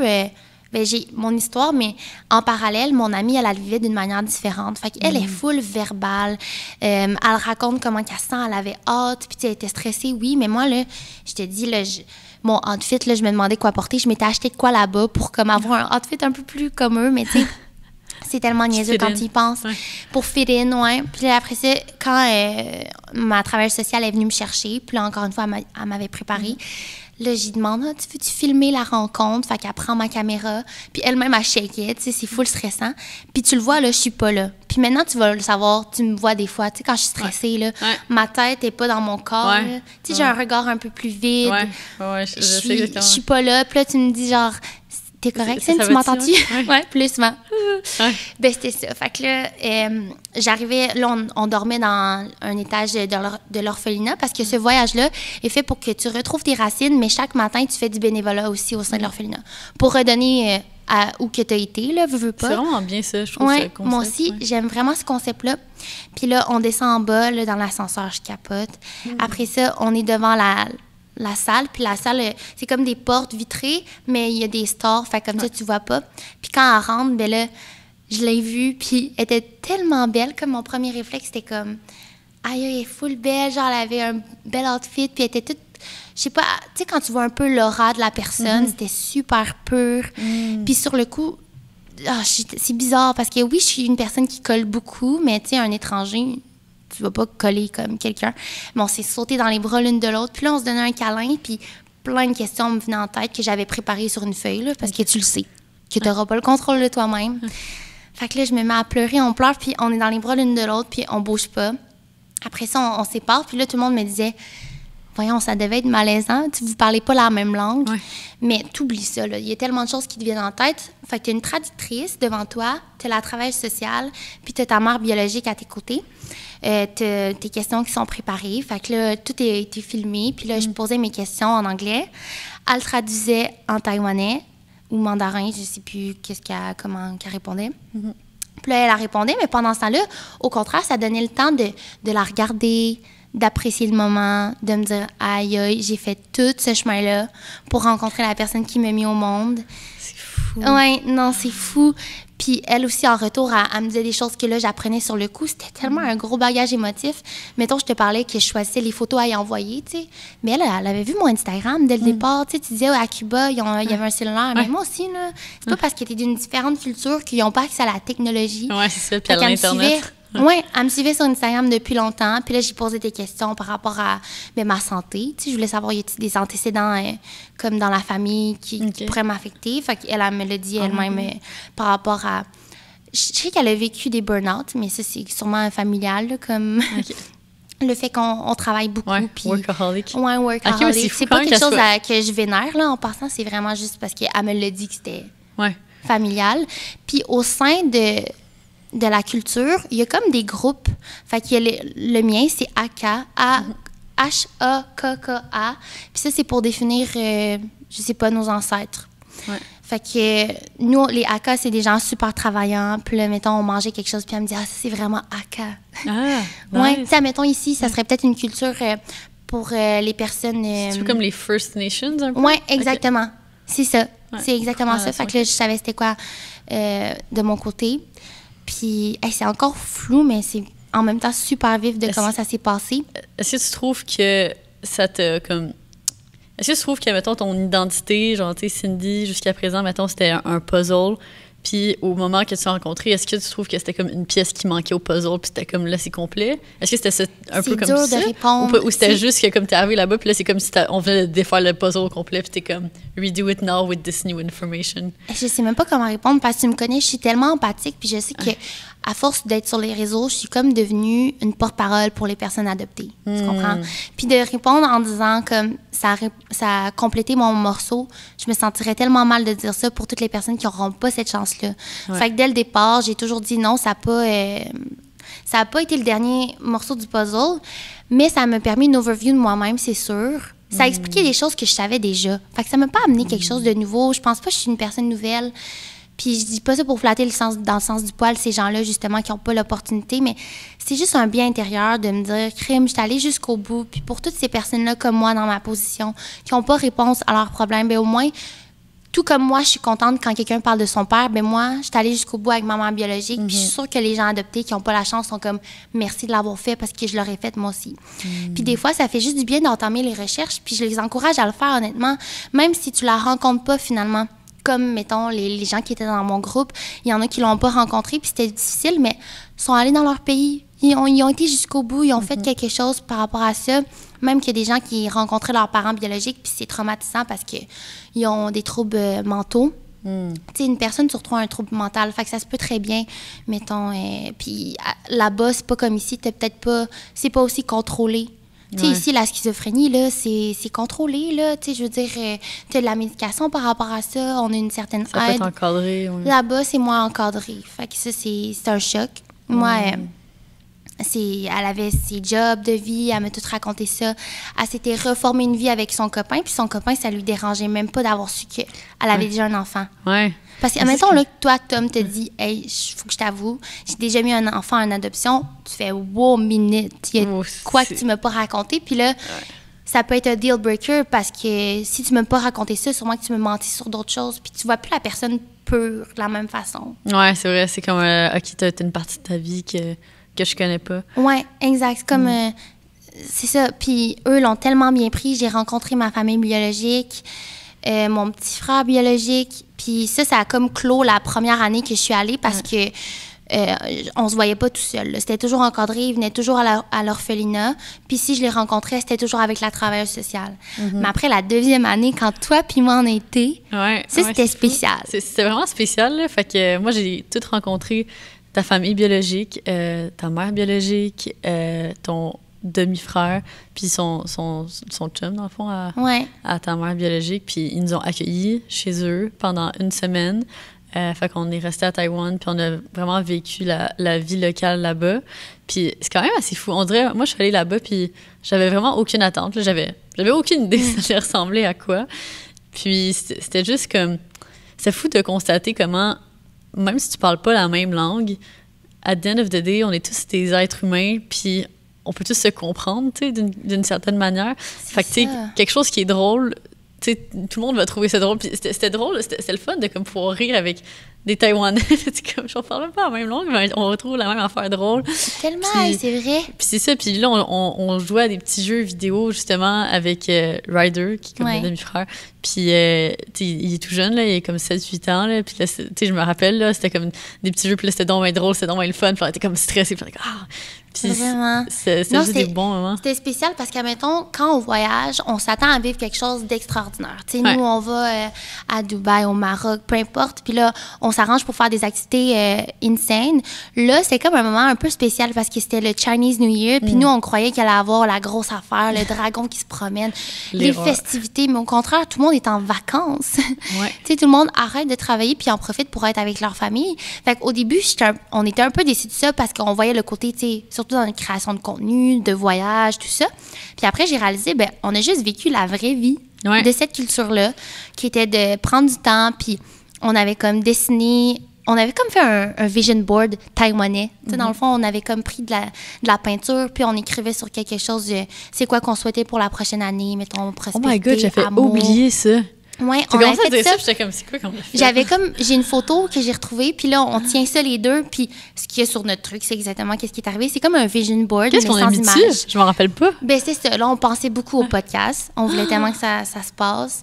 À notre brand, on voulait vraiment développer des vrais gros morceaux, des collections. Oh my Tout God. ça s'est passé, là, puis on l'avait écrit sur papier. Dans le fond, on avait écrit en anglais qu'est-ce que nous, on voulait, puis elle avait écrit en taïwanais. Fait qu'après, on avait essayé d'écrire. En taïwanais aussi. Ah, c'est vrai. Oui, la nourriture, les nouilles qu'on a mangées là-bas, les bubble tea, tu sais. Ah, les bubble tea. Oui, c'est là qu'on s'est inspiré pour nos collections aussi, parce que là-bas, ils sont vraiment avancés. Tu sais, je suis sûre qu'on va pouvoir y retourner, puis... Ah, faut qu'on y retourne. Oui. Définitivement. Vraiment. Pour design nos next collections. Mais je suis tellement contente que tu aies vécu ça avec moi, parce que pour vrai, c'est pas quelque chose qui est à l'aise, que tout le monde voient ou comme comprennent. Puis justement, ça m'a tellement fait du bien que t'aies pas d'attente par rapport à ça. Puis, tu sais, c'est un peu comme si toi, t'inviterais pas n'importe qui pour rencontrer ta grand-mère ou comme, tu sais, ta maison. Ben, c'est ça, c'est vraiment l'intimité, là, la vie personnelle. Là. Puis c'est comme une fois que t'as vu ça, on dirait que t'es genre à nu, là. T'es comme, c'est ça ma vie, c'est ça, ma famille, c'est ça. Puis est-ce que tu penses que tout ça, là, ton passé, ce qui vient à l'épisode d'aujourd'hui, est-ce que ça a amené à certaines blessures? Qu'est-ce que ça explique aujourd'hui dans ta vulnérabilité? Puis, tu sais, on parlait des blessures, puis il y en a des plus prédominantes. Ouais. Ben, c'est fou, là. Il y a, je pense quand même à comme 2 blessures, peut-être comme plus 2 traits chez moi. Quand je pensais au podcast, puis à l'épisode, puis au fait de parler de blessures, puis tout ça, j'étais comme, je me demande, tu sais, à quelle blessure je vais pointer ou, je sais pas, c'est quoi mes traits chez moi, en fait? J'étais comme, je me posais la question. Puis, j'ai réalisé, en fait, que le fait que, j'ai fait ce petit lien-là, j'ai réalisé que comme, tu sais, dans la vie, moi, je suis quelqu'un qui travaille extrêmement fort. Fait qu'on dirait que je suis constamment en train d'essayer de me prouver. T'sais, j'essaie tout le temps de me prouver. À qui? Je sais pas. À moi-même, à la vie, mon père, je sais pas. Mais je suis constamment là en train de comme me donner pour justement me prouver ma valeur, prouver que je suis genre quelque chose de bigger than myself ou je sais pas. Puis j'essaie de comprendre pourquoi genre j'ai ce besoin-là en fait, parce qu'après ça je compare à comme d'autres personnes, puis comme tu sais il y a d'autres personnes qui sont bien dans leur vie là. Mettons je pense juste à mon chum, il est comme tu sais lui il est bien dans son travail, puis comme il est bien dans son quotidien, puis comme je sais pas, c'est juste différent. Puis après ça j'ai fait le lien, je me dis OK, c'est peut-être parce que comme justement tu sais le fait que comme ma mère est arrivée ici, puis elle était comme toute seule, genre, ben, tu sais, toute seule, pas toute seule, là, mais comme avec mon père, puis elle avait pas ses amis, puis comme de devoir comme se faire sa place, puis de devoir comme justement se prouver sa place, prouver ses capacités, parce qu'elle, souvent, elle a toujours été labeled comme genre, OK, ben comme la maman cubaine que genre, tu sais, je sais pas, qui a pas nécessairement d'autres compétences ou whatever, alors que comme ma mère, c'est une femme qui est extrêmement intelligente, puis qui a extrêmement plusieurs compétences, là, c'est fou, toutes ses connaissances, elle a des connaissances en médecine, en naturopathie, en administration des affaires, mathématiques, tout, là. Puis c'est ça, puis après ça, j'étais comme, OK, mais comme elle, toute sa vie, elle devait prouver qu'elle était plus que comme la jeune cubaine, tu sais, puis qu'elle était comme, actually, genre, qu'elle avait une valeur, puis qu'elle avait quelque chose à montrer. Fait que là, je me suis dit, c'est peut-être pour ça que comme j'ai ce trait-là, puis fait qu'il y a ça un peu, que je pense que, je sais pas, tu sais, c'est peut-être un peu toxique chez moi, mais en même temps, c'est comme ça fait partie de qui je suis, mais juste dans le sens que peut-être qu'éventuellement, c'est pour ça que c'est vraiment important pour moi d'avoir vraiment une rigueur dans, mettons, ma routine matinale, puis de faire de la méditation, puis de me ressourcer, parce que sinon, je tombe trop facilement dans le overwork. Puis là, après ça, éventuellement, je pense que ça pourrait me mener à un burn-out. Fait que c'est pour ça que c'est comme, la ligne est mince, là. Fait que... Mais c'est bon que tu en sois consciente, là, parce que c'est ça. C'est difficile. On dirait que c'est tellement comme les gens se preach ça, le succès, le travail. Mais c'est vrai, là, pour ceux qui nous écoutent, c'est pas quelque chose que nécessairement... Oui, on aime le travailler, puis on veut avoir une passion dans notre travail, mais pas jusqu'à de l'acharnement, puis devenir malheureuse, tu sais. Ouais, c'est ça. Puis justement, à s'épuiser. Mentalement. Comme ça, à un autre point. Puis sinon... Ouais, non, sinon, toi, c'est quoi ta... Ben moi, dans un autre ordre d'idée, c'est un peu semblable à toi, mais ce qui me vient en tête, c'est surtout la maison. Fait que je sais pas pourquoi, mais quand j'étais jeune... mettons, mon amie me demandait d'aller chez elle. Genre, j'aimais ça, puis tout ça, mais j'aimais ça être à la maison. Puis je me suis demandé ça venait d'où, ça? Parce que je disais à ma mère, mettons, je disais à ma mère, oh là, Steph, elle va écouter ça peut-être, puis oh my God, c'est pas grave. Steph, que tu as rencontré, elle me dit, ah, veux-tu venir chez nous? Mais tu sais, elle aimait vraiment ça, être accompagnée. Tu sais, il y a du monde qui ont toujours besoin d'être avec quelqu'un, puis c'est correct aussi, là, ça vient de d'autres choses. Puis elle me disait, veux-tu venir chez nous? Puis j'étais tellement gênée de dire non, que ça me tentait pas, parce que j'avais pas de raison, que je disais, ah, tu sais, ma mère veut pas. Puis après, j'allais dire à ma mère, dis-y que tu veux pas quand elle va venir te le demander, tu sais. Ou sinon, j'oubliais, puis elle allait demander, puis là, ma mère disait, ah, ben oui, ça me dérange pas. Puis là, j'étais comme fuck. Puis ça part de là. Là, après ça, en vieillissant, tu sais, là, présentement, je suis à la recherche d'un nouvel endroit où habiter que j'ai trouvé. On va pouvoir en parler plus tard. Puis à chaque fois, même si c'est une bonne nouvelle, mon Dieu, que ça me met comme mal en dedans. Le changement de maison me stresse au plus haut point. J'ai eu la même maison familiale pas mal toute ma vie, puis nous, toute la famille vient de Saint-Hyacinthe environ. Fait que nous, on était plus dans le coin du centre du Québec. Non, pas du tout, vers Trois-Rivières. Fait que ça, c'est en tout cas, Trois-Rivières. Mais pas Trois-Rivières, là, dans un petit village. Fait que c'est rare que, tu sais, on voyait full la famille puis tout. En tout cas, on était beaucoup éloignés, puis j'étais bien là-dedans. Fait qu'aujourd'hui, bref, ça me rend vraiment triste quand je change de place, puis je me suis rendu compte que c'est comme si je suis pas capable d'avoir un home. Je sais pas comment l'expliquer, là, mais comme... Genre, on dirait que j'ai pas... Tu sais, je suis partie de Taïwan. Là, je suis arrivée au Québec. Là, rendue au Québec, je suis tout en train de changer. Puis, tu sais, je fais toujours qu'est-ce qui please la personne avec qui je suis. Fait que j'étais déménagée à Saint-Jean-sur-Richelieu pour être avec mon ex. Puis là, maintenant, j'étais tellement bien dans mon petit appartement à Saint-Jean-sur-Richelieu. Puis là, le fait de voir changer, je le vois que c'est vraiment une blessure. À chaque fois, ça m'apporte comme une certaine fragilité. Puis je sais pas si c'est expliqué par l'adoption, mais on dirait que j'ai l'impression que c'est ça.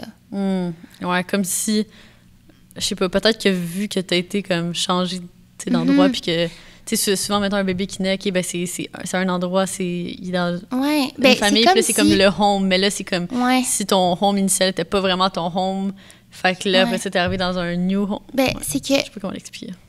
Quand je suis allée à Taïwan, j'ai réalisé que je suis pas assez taïwanaise. Puis quand je suis au Québec, je suis pas assez québécoise, tu sais.